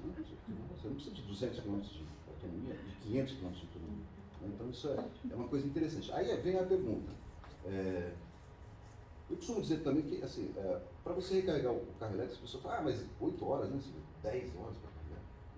Não é isso. Né? Você vai gastar 2 minutos, que é o tempo que você pluga o carro na tomada, e mais 2 minutos quando você for desplugar ele da tomada. Né? Ninguém sabe. Você bota de noite, eu acredito que todo mundo faz aqui, como eu. Antes de dormir, você dá aquela última olhadinha no celular e tal. Pluga ele lá. Se ele terminou de carregar 2h11, 4h15, 8h17, você não sabe. Né? O carro elétrico E pouco importa, né? Vou ali, então ele vai carregar em algum momento. Aí eu queria entender o seguinte, essa questão da bateria, da recarga e tal, né? Como é que a gente faz para mostrar para o público, né, para o consumidor em geral, enfim, para as pessoas, essa que é uma facilidade, né? que isso é fácil, que isso não é complexo. Né? Talvez para desmistificar essa novidade, como a Silvia falou. É uma ótima pergunta, Tião, e sempre que eu vivo isso sistemicamente, quando eu vou fazer a minha função lá na GM e nas situações mais do dia a dia que eu acabo interagindo com gente que vai dirigir o carro elétrico pela primeira vez. A gente empresta veículo, a gente faz muita investigação de campo. A primeira coisa, quando você vai emprestar um Bolt para alguém que você quer que te dê a impressão, a Fabi está confirmando ali, mas e aí? Como é que eu vou fazer para carregar? Como é que tem gente que recusou? Aí você vai entender, você fala, mas o que você vai fazer, né? Vamos lá, você não vai ter o carregador de parede em casa, mas você tem a tomada e quando você vai rodar e tudo mais. Então é exatamente isso que você falou, o tempo, né? Primeiro que quando a pessoa rompe essa barreira, eu vou falar sobre isso, mas você não precisa mais, e os teus 2 minutos, até pode até ser menos, eu estava fazendo um cálculo outro dia, o tempo que você gasta indo num posto de combustível, e você acaba saindo um pouquinho da sua rota, você para, você acaba gastando ali 10 minutos, né? Com essa história toda, 4 vezes por semana, 4 vezes por mês, num ano, você perde um tempo, a gente estava falando, por mês você ganha, na minha conta, 2 horas e meia de tempo, né? Então, essa conveniência do celular, como é do celular, quando as pessoas se acostumam, passa a ser a norma, que é o que a Silvia falou. a média das pessoas carrega uma vez por semana o carro elétrico. Então, quem já passou por essa ansiedade, superou a ansiedade, já tem um carro já há algum tempo, a gente recebe esses depoimentos consistentemente. Eu carrego meu carro uma vez por semana, não preciso carregar toda noite. Se precisar carregar, a propósito, o uso do grid, já tem muita gente que já tem painel solar, célula fotovoltaica, que já está usando esse esquema de devolver para o grid e tudo mais, a carga de noite, que não é a hora que a energia elétrica está sendo usada. Então, do ponto de vista também de grid, de disponibilidade de energia, vai dar conta, né? Off-peak. Off-peak, exatamente. Então, vai dar conta, né? Tem um estudo que a nossa área de energia lá na Gêmeo diz 3% de aumento quando você tiver uma frota de 50% dos carros elétricos. E sendo carregado fora do horário de pico. Então, isso é uma questão que precisa ser abordada, precisa ser falada, mas do ponto de vista mais simples, voltando na questão da individualização. Eu tive outro dia que explicar para uma pessoa que ia pegar um Bolt emprestado, que ela poderia ir tranquilamente, porque ela ia viajar. Ela ia fazer uma viagem por litoral e ia rodar 150 quilômetros para ir, ia passar o final de semana, ela ia voltar. Então, junto, explicando, olha, primeiro, na descida da serra você vai ganhar autonomia, né? Isso que você falou. Segundo, mesmo que você carregue na tomada 110 volts, você vai ficar lá o final de semana, você vai usar pouco o carro, você vai acumular pelo menos 80 km, na minha conta, 80 km de autonomia. Então, 450 km com a regeneração, com os 80 km que você vai fazer, mas e até chegar lá leva tempo. Então, uma coisa que eu acredito muito é que o carro elétrico não é a gente está acostumado com o test drive, né, na concessionária. O test drive não resolve para o carro elétrico. Então, um dos programas que a gente tem e estamos implementando é o test drive de longa duração, que o cliente possa ficar 2, 3 dias para ter um pouquinho mais de experiência e superar essa ansiedade, né, tal do Range Anxiety. Mas é isso, Tião, passou essa barreira, o dia a dia com o carro elétrico, do ponto de vista de carga, é muito mais conveniente do que um carro a combustão, é mais tempo devolvido para você, é mais conveniência, mais barato, e precisa essa experiência acontecer, o boca a boca, e as pessoas vão entendendo. Ô Tião, posso aproveitar? Claro. Eu acho que essa sua pergunta, do ponto de vista de comunicação, é muito interessante você também responder. Você que está na mídia, né? Como que isso chega para vocês, né? Porque a gente que trabalha na comunicação, a gente manda release, a gente fala, né? Quer mostrar os nossos produtos para a mídia. Chega muita coisa de eletrificação para vocês, eu sei que é uma bandeira para vocês, porque vocês têm um caderno de mobilidade. Mas eu queria o seu ponto de vista da mídia em geral, não só do Estadão. Como você acha que a mídia está tratando a eletrificação para desmistificar esses assuntos também? Deve ter muita fake news também, né? Como que você acha que a mídia tem trabalhado isso e podia melhorar? Okay, bom, além de ser uma... na verdade, assim, a bandeira da mobilidade não é necessariamente a eletrificação, é descarbonização. E aí, essa descarbonização ela pode vir de várias maneiras e não necessariamente só da eletrificação pura, né? Quer dizer, a eletrificação, eu entendo que a eletrificação é o final. A gente vai chegar em algum momento, como o Rodrigo mesmo falou, em algum momento a gente só vai ter carro elétrico. Isso é um caminho. Como vai ser esse carro elétrico? Se ele vai ser o BEV, né, com bateria, se ele vai ser um carro, por exemplo, com célula hidrogênio. A gente tem desenvolvimentos no Brasil, por exemplo, aqui eu vou falar um pouquinho de coisa técnica. Por exemplo, a gente tem eu aposto, eu entendo que o futuro, uma das soluções pode ser, por exemplo, o carro a hidrogênio, que nada mais é do que um carro elétrico também, um motor elétrico, né? Só que em vez de você plugar ele na tomada, você não vai precisar fazer isso. Você vai poder botar um combustível qualquer ali no tanque, só que em vez desse combustível ele ser, combustível entre aspas, né? Em vez de ele ser queimado, ele vai ter uma transformação, um negócio muito legal.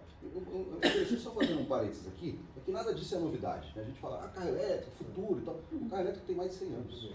Né? Estados Unidos, em 1920, por exemplo, Nova York, a maior parte da frota de veículos de Nova York era de carros elétricos, né? De táxis elétricos. Né? Os carros elétricos, a Porsche, por exemplo, tem um sistema elétrico lá no museu, lá em Stuttgart, tem um protótipo lá de um motor elétrico, por exemplo, que tem mais de 100 anos, né? Que você instalava na roda. Mas enfim, voltando lá, né, para essa sua pergunta, assim, eu diria que hoje, no nosso caso específico, como a gente cobra essa área, talvez 90% do material que a gente receba de comunicação hoje seja em relação à eletrificação veicular. Aí pode ser em vários níveis, né? E eu digo também, não só do ponto de vista de produto automóvel, mas de soluções também. Então, são postos de recarga, aplicativos, soluções, enfim. Como é que a sua pergunta em relação à maneira como a gente lida com isso, né? E fake news, por exemplo. Fake news não tem. Assim, não me lembro de ter recebido nada assim muito curioso nesse aspecto. Agora, o que a gente procura mostrar para o nosso público é justamente desmistificar essas questões que a gente está falando aqui. Esse exemplo que eu falei, por exemplo, da festa de família, do clube do celular, é uma coisa que eu sempre uso nas minhas lives e é uma coisa que a gente sempre fala com todo mundo lá. E a gente procura comunicar isso para os nossos leitores, nossos ouvintes, enfim, as pessoas que nos acompanham lá, né, nossos seguidores e tal.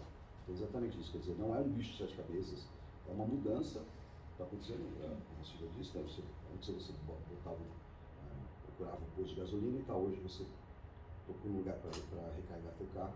E a ideia é essa, é fazer essa doutrinação, não sei se é doutrinação, mas enfim, mostrar que isso é um processo natural, né, que tem novidades, tem uma maneira, você tem que mudar a maneira de você dirigir, você tem que mudar a maneira como você vai mudar a maneira como você lida com a mobilidade, com o automóvel, tá, enfim, mas que tudo isso é positivo, né? Quer dizer, não é nem um bicho de 7 cabeças, não é nada muito complicado, não é uma coisa assim de outro mundo, você não vai precisar desenvolver nada de uma parte do seu cérebro que você não conheça, não é nada disso. É muito simples, né? E é muito intuitivo, o carro elétrico é muito intuitivo.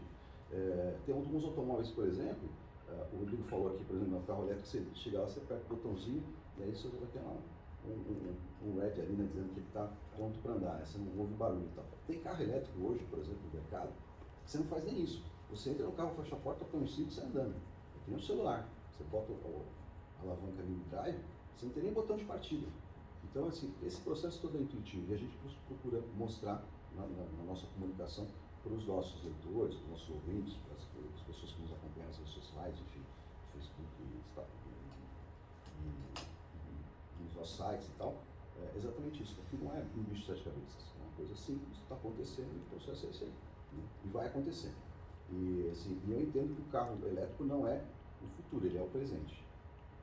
Agora está passando por uma transformação, lógico, como a Silvia mesmo e o Rodrigo falaram, o número de vendas é pequeno, porque o produto ainda é caro, mas esses preços estão começando a equalizar. Então hoje, por exemplo, se já tem carro elétrico no mercado por R$150 mil, é caro? É caro.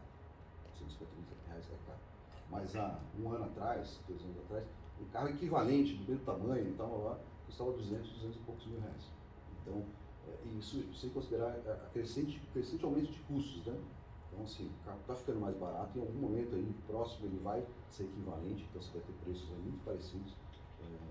E eu acho que o Nelson citando uma questão, quando ele abriu aqui o nosso bate-papo, a questão, as pessoas pensam muito no bolso, mas a questão fundamental é entender que é o seguinte, tem um processo que está acontecendo nesse planeta aqui, que é assim, tem algumas, como você mesmo citou, tem algumas questões aí em relação à descarbonização que já são reversíveis, a gente não vai conseguir recuperar. Né?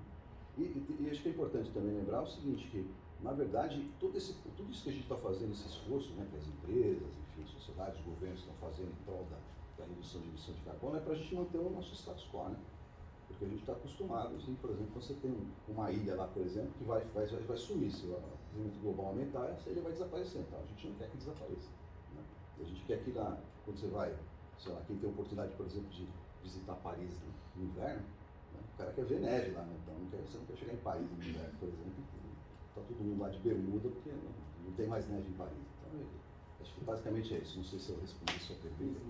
Tião, se me permite, Douglas, aproveitando o gancho, a gente tem um desafio, né, junto eu, o Nelson, o time de comunicação. Quando a gente fala de comunicação de marketing ou de comunicação, enfim, em geral, né, de automóvel, a gente tende a pensar em diferencial do produto, por que ele é melhor do que o concorrente e tudo mais. No carro elétrico, a gente tem a consciência de que a gente precisa fazer o que a gente chama de edutainment, né, educar e entreter de uma forma de falar do básico, antes de falar dos teus diferenciais. Tem também, né? Então, o que a gente tem feito, né, em conjunto, marketing, comunicação, é explicar para as pessoas o básico, né? Voltar lá no básico do como carrega, como pluga, dá choque, não dá choque, quanto tempo leva, como é que funciona, tem barulho. Eu acho que é o nosso papel, como indústria também, ajudar a educar, né? Ajudar a educar no melhor dos sentidos, né? As pessoas desmistificar. E faz parte da essência da nossa estratégia de comunicação. Antes de estar falando de que o carro é potente, de que ele tem a segurança, a tecnologia, tal, o básico, né? Eu acho que faz parte também desse processo de desmistificação, nosso papel de esclarecimento também. Ok. Bom, gente, já estamos chegando aí perto de 20 para meio-dia. Eu acho que eu vou aproveitar aqui, se alguém tiver alguma pergunta para fazer, porque né, o nosso tempo está acabando aí, daqui a pouco, enfim, se alguém tiver alguma dúvida para... Tem um monte de perguntas para fazer aqui, mas se vocês quiserem, por favor, fiquem à vontade. Alguém tem gostaria de fazer alguma colocação? Eu posso ter perdido a apresentação do Rodrigo, se isso foi comentado no começo, mas eu vejo que para estimular e para parecer um pouco cool assim, na história, McDonald's, shoppings com locais de carregamento, de carro elétrico. É cobrado? Como que está sendo hoje essa Hoje ainda é gratuito, oferta? né? Hoje você tem uma regulamentação para cobrança de uso da energia elétrica para consumo desse tipo, mas vai ser regulamentado em algum momento, né? Isso vai ser cobrado como é o combustível, né? Hoje, de certa forma. E o ponto que foi falado aqui, sobre a Silvia comentou muito bem, foi desenvolvida a estrutura essa inicial em propriedades privadas, né? E aí você tem uma série de situações, como ela falou, de estar ocupado ou estar desativado, não teve manutenção, ou o lugar não é seguro necessariamente. Eu já vi depoimentos dos Estados Unidos de clientes que tomaram a decisão de não ter a estrutura de carga em casa, de não ter o carregador em casa, porque sabia que tinha alguns pontos ali próximos, e aí com a experiência a pessoa se sentia insegura naquele local, porque era uma garagem que estava meio vazia. Então, essa questão de multiplicar e achar a forma, eu acho que ainda a gente não tem a fórmula definida no final, né? Então, essa infraestrutura, quando ela começar a realmente ganhar escala, a gente vai entender ao mesmo tempo isso. Vai ter uma regulamentação hoje você vai num shopping, é um benefício que você ganha, você pluga seu carro lá, e às vezes você fica 2, 3 horas no shopping ocupando aquela vaga, que é um problema também, né? Porque as pessoas chegam e falam, poxa, tá esse carro aqui, e tá 2 horas aí e poderia ter liberado essa vaga. Essa é uma outra questão também que precisa ser discutida. Como que esses usuários de longo prazo dos locais achar um mecanismo social ali que a gente tenha uma evolução desse modelo. Mas a resposta objetiva é ainda não. É só fazer uma complementação, quer dizer, no caso de shoppings, por exemplo, e McDonald's e tal, isso é exatamente o que você disse, né? Na verdade é um adicional, né? Então, quer dizer, o cara incentiva você a usar lá. Então, eu sou um lojista de dono de Uber, enfim, eu sou da gestão de shopping lá e tal, eu vou oferecer aqui 5, 6, 10 vagas de carros elétricos, porque você vai poder, quando você faz compras, vai no teatro, muitas vezes, vai no restaurante, enfim, né? Você utiliza ali gratuitamente, não paga nada mais por isso, é interessante, tá? Mas já existem outras iniciativas. Por exemplo, quando eu falei lá, comentei a respeito do número de vagas, é o seguinte, a Estapar, por exemplo, que é uma rede de estacionamento, que aliás fiquei sabendo recentemente, eu participei de um evento com eles e tal, fiquei sabendo que Estapar, olha que legal, Estapar de estacionamentos do Paraná. Eu nunca tinha passado, né? Estapar, enfim, é o nome da empresa, tá? O estacionamento do Paraná. Enfim, eles têm um projeto de instalar 250, a primeira fase, acho que já expandiu isso, inclusive, instalar 250 vagas com recarga de carro elétrico nos estacionamentos deles. Então você vai chegar no estacionamento de Estapar, que tem essa vaga, você bota teu carro elétrico lá e tal, você vai pagar só o estacionamento, não paga pela recarga. Mas o que acontece? Tudo tem custo. Alguém tem que pagar esse negócio, né? Então, por exemplo, lá no lojista do shopping lá e tal, ele paga para você recarregar teu carro. Na Estapar, por exemplo, tem uma parceria com montadores e tal, enfim, e alguém também paga por isso, né? Porque você não está pagando nada mais. Mas o que acontece? Já existe cobrança em alguns lugares. Então, você não vai ter nesse carregador, por exemplo, que não sei se você pegou essa parte da explicação, você tem níveis de carregamento, né? Você tem carregadores diferentes. Por exemplo, esse que tem em casa é de 7 e poucos quilowatts, que é o que a Silvia disse, é um chuveiro elétrico ligado, né? Esse é mais simples e tal. Você vai levar 8 horas para fazer uma recarga completa, dependendo do carro. Tá? Aí você começa a subir de nível. Por exemplo, lá no Estadão, no prédio sede, onde eu vou, tem um carregador lá de, acho que é 22 ligados. Tira essa, né? Tudo isso, 22 kW. Então é interessante, eu vou lá, quando eu estou com o carro elétrico, plugo lá, aí eu vou, enfim, 3 horas depois eu saio, tá bateria full, 99, 100%. Tá? Ao lado do jornal, tem um posto de combustíveis, a Raízen, a Raízen é uma divisão, enfim, da Shell e tal. Pra vocês terem uma ideia como essa transformação é importante, empresas petrolíferas, né, como a Shell, por exemplo, estão investindo em eletromobilidade. Eles criaram a Raízen, que por sua vez, a Raízen ela tem uma participação na Tupinambá, que é uma empresa brasileira, que fornece carregadores, sistema de gestão e tal, enfim. E do lado de onde eu trabalho, na esquina mesmo, tem um carregador lá de 40 isso? 42, obrigado. 42 kW. Então, o seguinte, 42 kW é um negócio tão incrível, que é o seguinte, você plugou ali, aí você vai lá dentro, toma um café, quando você voltar, você já está com 50, 70 km de autonomia. Um raio que desceu ali. É impressionante. Então isso é interessante também, né? Quer dizer, esses são os tipos de utilização. Você vai, por exemplo, outro dia mesmo, o Diogo Oliveira, que trabalha comigo, ele foi para o Rio, essa questão da autonomia que você estava falando, né? Que eu conheci, enfim, a pessoa para quem você emprestou o carro. Então, o Diogo é carioca e ele adora o Flamengo, ele é Flamengo roxo, não sei, vermelho, preto, né? Enfim, e ele toda vez que tem jogo do Flamengo, jogo importante e tal, ele vai para o Rio, e ele foi com um carro elétrico. E ele fez São Paulo, Rio, com um carro elétrico, sem recarregar.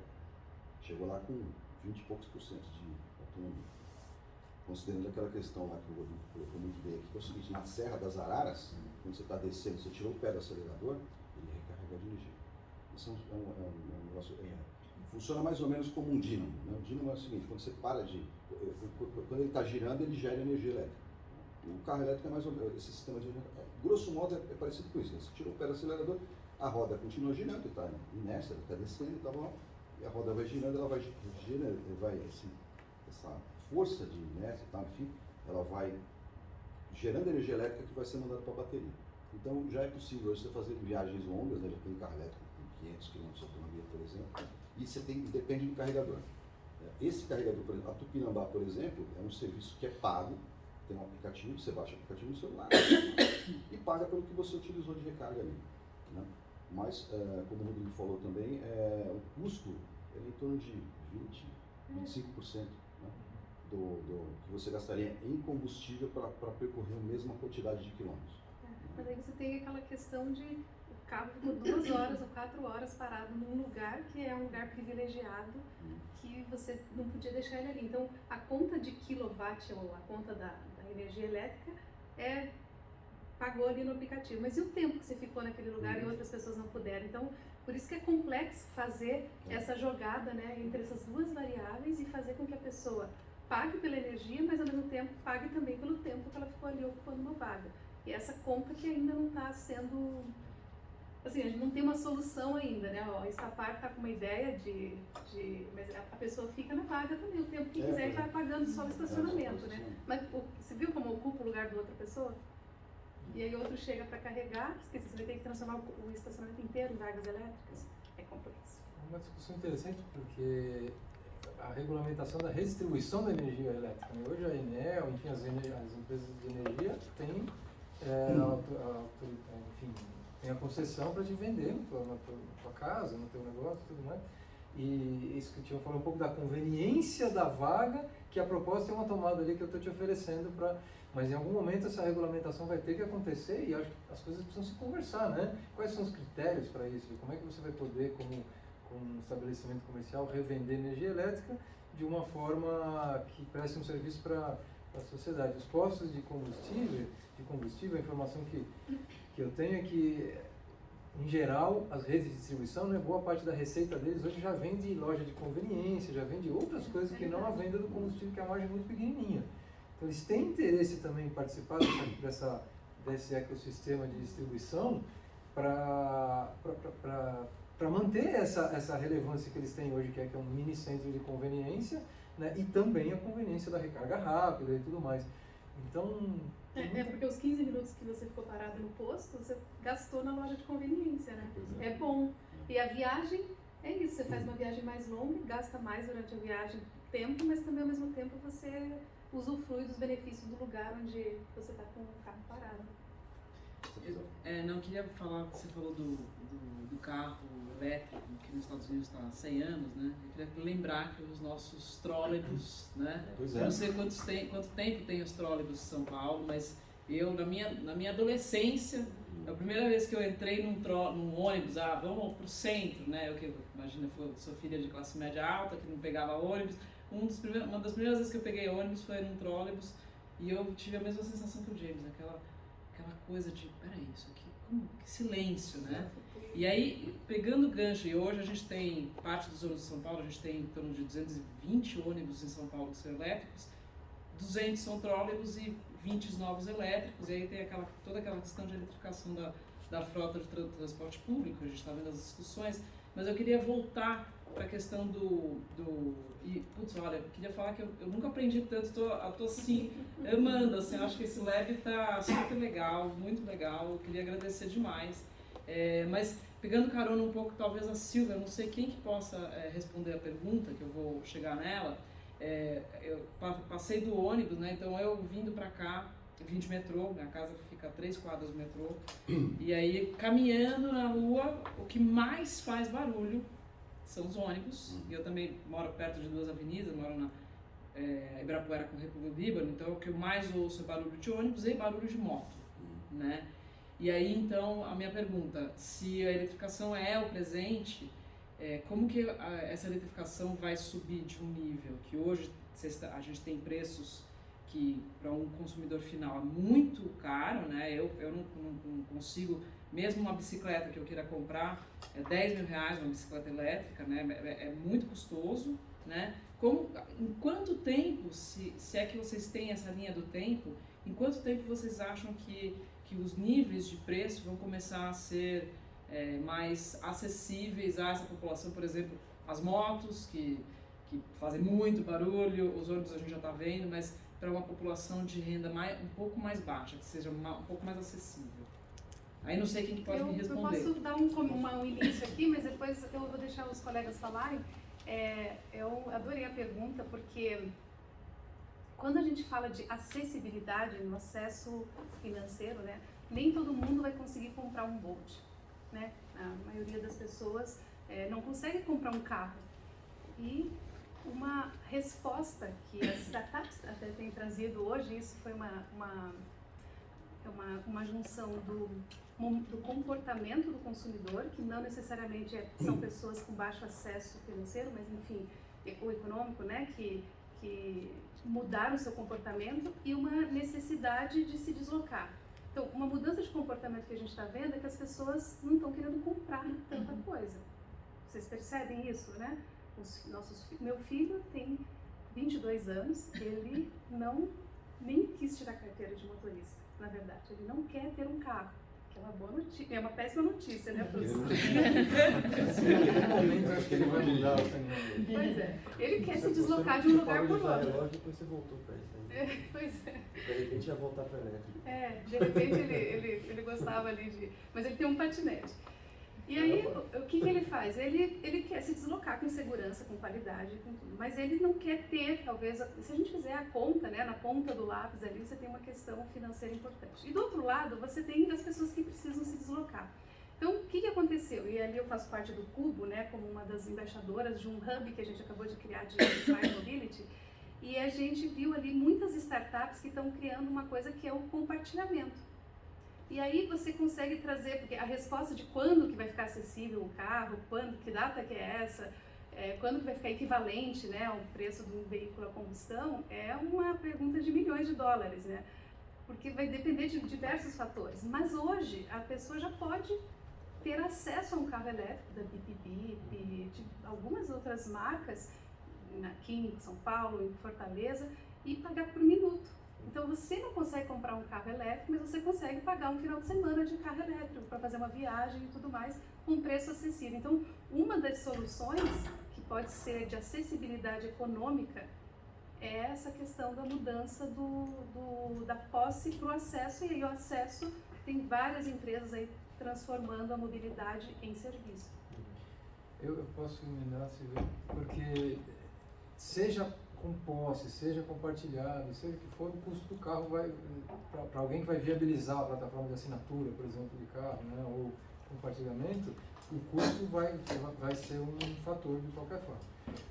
O que eu posso dizer pela General Motors, porque a gente está tão engajado nessa missão, e esse futuro onde o preço do carro vai estar bem mais próximo do preço e se equiparar, né, ao preço do carro a combustão, não está distante. Para nós está antes do final da década, dessa década aqui, né? Claro que hoje você ainda tem, você começou por cima, então você está indo no segmento mais premium, aí você vai começar a ter os segmentos mais massivos até você chegar na base, que hoje o carro de entrada, vamos chamar assim, no mercado, está na faixa de 80, 100 mil reais, né? Mas você já numa faixa mais intermediária e mais alta, você já começa a ver o custo da tecnologia de fabricação da bateria com a engenharia que a GM verticalizou essa cadeia, né? Montadoras tendem a comprar sistemas, né? E a gente entendeu que esse era um sistema que a gente tinha que participar do desenvolvimento. Eu mencionei a plataforma Ultium, né? É um skateboard, como se fosse uma prancha de skate, da onde você deriva várias coisas. A tecnologia de composição da química da bateria, os metais que vão na bateria, que mudou muito já a dependência de cobalto, de lítio, que já foi mudando ao longo do tempo, muda na tua equação, e a engenharia de fabricação dessa bateria, a densidade de carga, o jeito que você acomoda as células, né, são umas plaquinhas que você vai acomodando, vai tornando o custo, a comunicação. Antes você tinha fios, né, chicotes, que a gente chama elétricos, para fazer o gerenciamento da bateria. Hoje o nosso sistema útil não tem mais esses chicotes para fazer a comunicação e gerenciamento da bateria. Tudo isso está fazendo com que o custo da bateria, que é o grande vilão, vamos dizer, da história, se caia drasticamente. Do início para cá já caiu 90%, né, do que era. E a gente vislumbra isso no futuro muito próximo, né? No final da década nós já estamos falando de veículos bem mais acessíveis, próximos ao valor dos carros, mas de fato ainda hoje é um bem de difícil acesso, mas avançando rápido para ser acessível para a população em geral. Tem um negócio que, falando um pouco de bicicleta, de patinete, né? Um fenômeno que deu uma explosão durante a pandemia foi a coisa dos entregadores, né? Que salvaram a nossa vida, né? Foram essenciais para conseguir que a gente continuasse vivendo isolado, muitas pessoas conseguiram ficar em casa e tudo mais. E aí essas pessoas tinham que precisavam chegar em vários lugares no mesmo, né, durante o dia e tudo mais, e buscaram comprar bicicleta elétrica, que poderia ajudar isso, mas é muito caro realmente, né? É impossível um entregador comprar uma bicicleta elétrica de 10 mil reais, né? E aí o que aconteceu, que eu acho que é um problema hoje na cidade, existem kits para você transformar a bicicleta em bicicleta a combustão, que custa 150 reais, é um motor quase de cortador de grama, assim, que faz muito barulho. Assim, a nossa qualidade de vida fica pior, né? Eu tinha neném em casa para dormir, você ficava, passava lá. Eu moro na Angélica, com a rua do shopping em Genópolis. E o shopping virou um hub de entregador, né, na frente ali. Tipo, tem, sei lá, 100 bicicletas. Então é uma loucura o que aconteceu, né? Então eu acho que nesses casos, né, a gente precisa do poder público olhando para isso também, né? A poluição sonora é uma coisa que a qualidade de vida das pessoas que moram na cidade fica pior mesmo, né? A gente vê alguns estudos na França, né, que eles estão começando a colocar radar de barulho, né? Não radar de velocidade, mas radar de barulho. Porque uma moto passando na madrugada em Paris, uma Harley Davidson, né? Meu pai é harleiro, né? Mas uma Harley Davidson passando na madrugada em Paris acorda 150 mil pessoas. Incomoda 150 mil pessoas, né?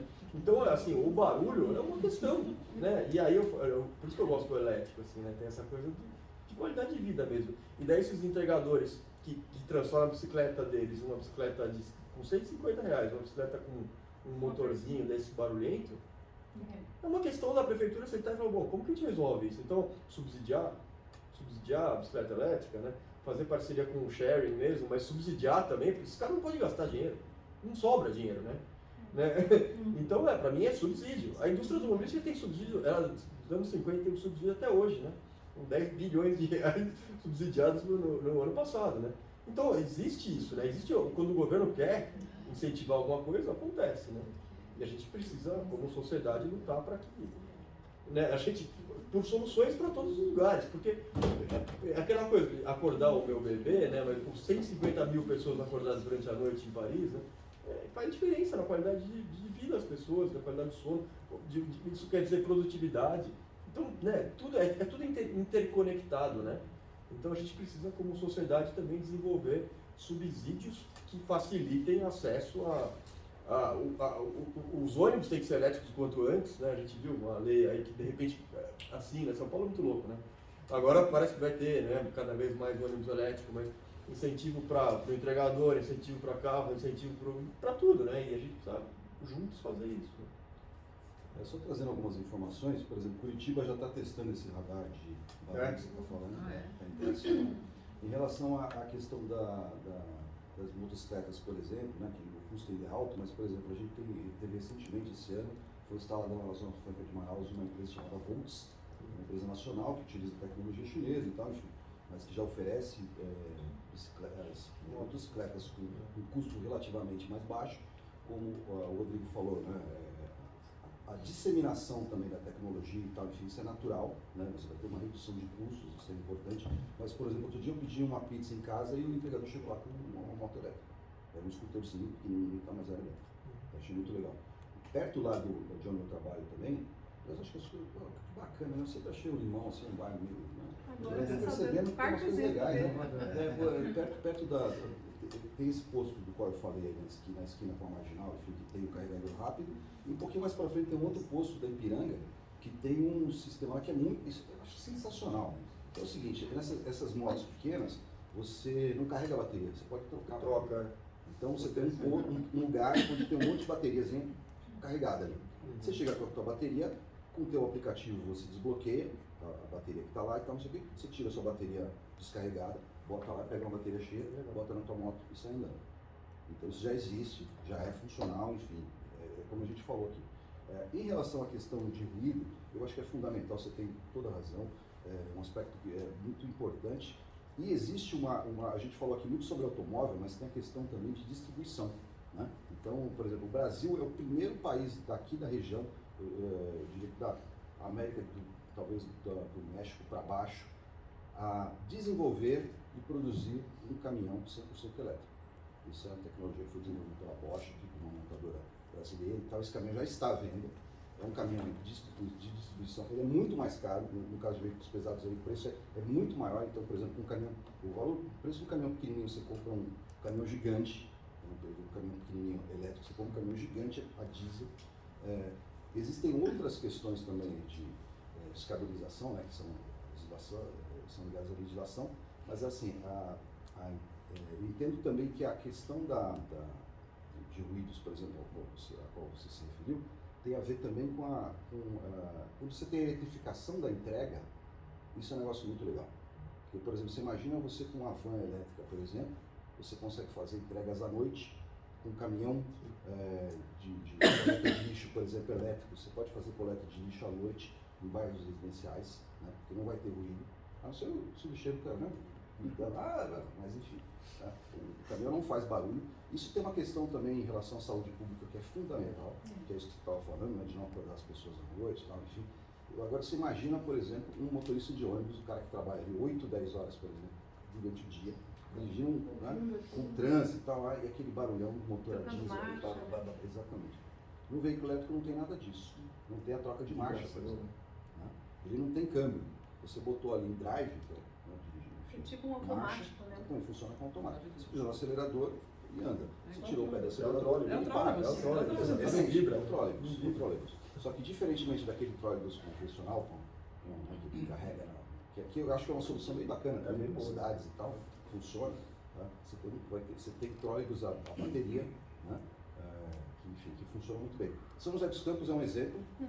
Até com os lixeiros, né? As unidades de lixo elétricos. Exatamente, São José eles desenvolveram lá um projeto recente, já está em implantação, que são ônibus articulados elétricos, né, num corredor gigantesco. É um negócio muito bacana que eles estão fazendo lá, que é o seguinte, é um corredor que os caras conseguiram, fica do lado de uma rede de distribuição de energia elétrica, portanto ali eles negociaram, porque o que acontece, né, embaixo da rede de distribuição você não pode construir nada.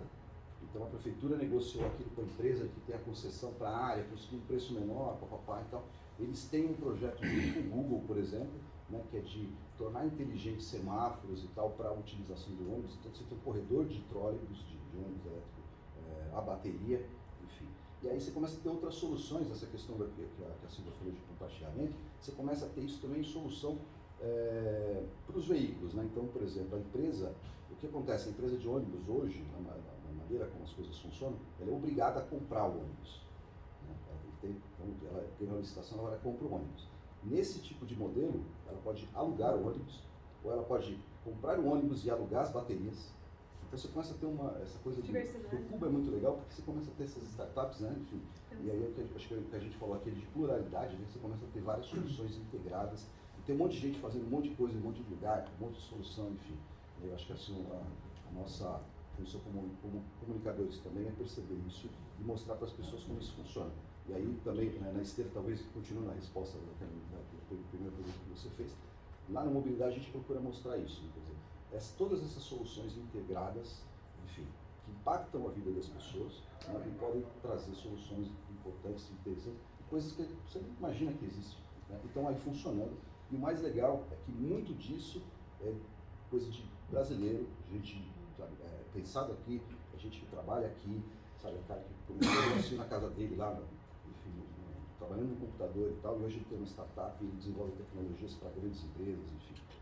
Então isso é fundamental e é uma coisa que a gente procura mostrar lá para as pessoas, justamente isso, né? Disseminar essa informação. Ô, Tião, vou fazer um gancho aqui, puxando a sardinha e do que você falou ali da pluralidade, da gente ver as coisas com uma ótica diferente, né? Parabenizar aqui a Berge, porque nessa sala tem 50% de mulheres. E o assunto não é necessariamente para mulher, porque a indústria automotiva, por natureza, é masculina, né? E a gente percebe isso, e aqui tem uma diversidade já, né? E fazer esse convite, primeiro parabenizar, porque também estou aqui junto com vocês, né? Falando sobre esse tema, e aqui na sala tem 50% de mulheres, que é uma coisa bem legal mesmo, precisamos de mais mulheres para que possam ver diferente os assuntos, não é que é melhor nem pior do que o homem, só enxerga com uma lente diferente e traz muita riqueza para essa discussão. Sim, parabéns. É isso aí. Acho que meio-dia, tem mais alguém que queira fazer alguma colocação, alguma pergunta? Eu queria fazer uma perguntinha. Você falava, James, dos subsídios do governo, né? Que o governo tem que ajudar. E falando do mundo dos carros, eu trabalhava os últimos 5 anos na Tesla na Europa. E você pode ver claramente onde um país que vai dar subsídios, os próximos 3 meses, as vendas crescem 200%. E aqui no Brasil sabemos que os carros podem ser mais caros, não temos muito impostos, especialmente com as importações. Mas também tem países com menos dinheiro que na Europa, Colômbia, que não tem impostos sobre a importação de veículo elétrico. Até na Índia está dando ao redor de $200 para cada kilowatt do carro ou da moto. O governo brasileiro está dizendo algo assim para carros ou motos. Se ele está falando de fazer algo assim, para estimular, para dar subsídios. O que eu posso te dizer, no meu conhecimento, hoje você tem incentivo, os veículos elétricos estão numa chamada lista de exceção para taxação de importação, né? Existe uma lista onde se entende que a tecnologia ainda não está desenvolvida, né, de fabricação, de baterias e tudo mais. Então os veículos importados hoje são isentos de imposto de importação. Se eu fosse importar um veículo dos Estados Unidos, eu pagaria 35% de impostos. Isso pode mudar no futuro, eu acho que a visão do governo é de fomentar, né, em algum momento, né, não vai ser amanhã, mas em algum momento fomentar também que a manufatura esteja aqui, que a indústria se desenvolva a tecnologia, manufatura, desenvolvimento de engenharia. Isso deve acontecer, isso é natural, a gente tem projetos nesse sentido. E poderia mudar isso no futuro. O governo já discute essas questões, né? Em que momento os veículos elétricos deveriam sair dessa lista de exceção e passar a ser taxados justamente para incentivar a produção local. Existem outros mecanismos também de IPI, né? Imposto sobre Produto Industrializado, que eles levam um benefício. Tudo isso ainda não é suficiente para trazer o ponto da acessibilidade que a gente busca, né? Que vai acontecer.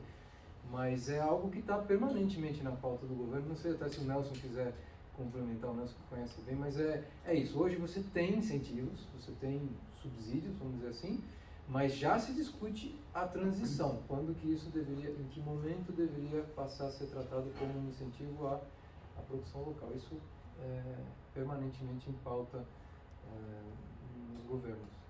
Só complementando então, para te ajudar, Rodrigo. Primeiro, o que o Rodrigo comentou que isso não é suficiente, porque o problema no Brasil é que a carga tributária sobre os veículos é muito alta, né? Ela chega a superar 50% do valor do veículo, né? Então, mais de 52% a 55% do valor do veículo é composto por impostos diretos e indiretos, né? Mas existem várias discussões, como o Rodrigo comentou, inclusive tem a próxima etapa do programa chamado Rota 2030, que regulamenta essa questão da indústria de segurança, emissão, etc. E existe uma discussão para se incluir nesse novo capítulo do Rota 2030, que vai entrar em vigor, se não me engano, em 2026 ou 2027, ser incluído essa questão aí do fomento à industrialização local, né? Então o governo já analisa, isso está em discussão e deve ser publicado aí, ao que parece até o final do ano, uma legislação que prevê aí, a partir dessa data 26, 27, que exista uma série de benefícios aí para quem fabricar localmente os veículos elétricos. Seguramente vai haver um processo de transição, não vai ser uma coisa abrupta, vai ser um programa anunciado com uma cadência de transição, porque você não pode fazer uma mudança abrupta nesse sentido. É isso aí. Gente, muito obrigado. Obrigado por todos vocês que vieram aqui, pelas perguntas, e o pessoal que participou, enfim, que veio nos prestigiar também. Obrigado a Berge pelo convite. Douglas, quer encerrar? Assim, só agradecer também em nome da Berge, gente, e falar que a gente está com o Bolt aqui embaixo, né? O pessoal da GM trouxe aqui para apresentar o carro para a gente, então todos estão convidados a conhecê-lo. Acho que quando vocês chegaram vocês já devem ter visto, mas agora a gente vai ter uma apresentaçãozinha dele para quem quiser. Bom, obrigado, gente.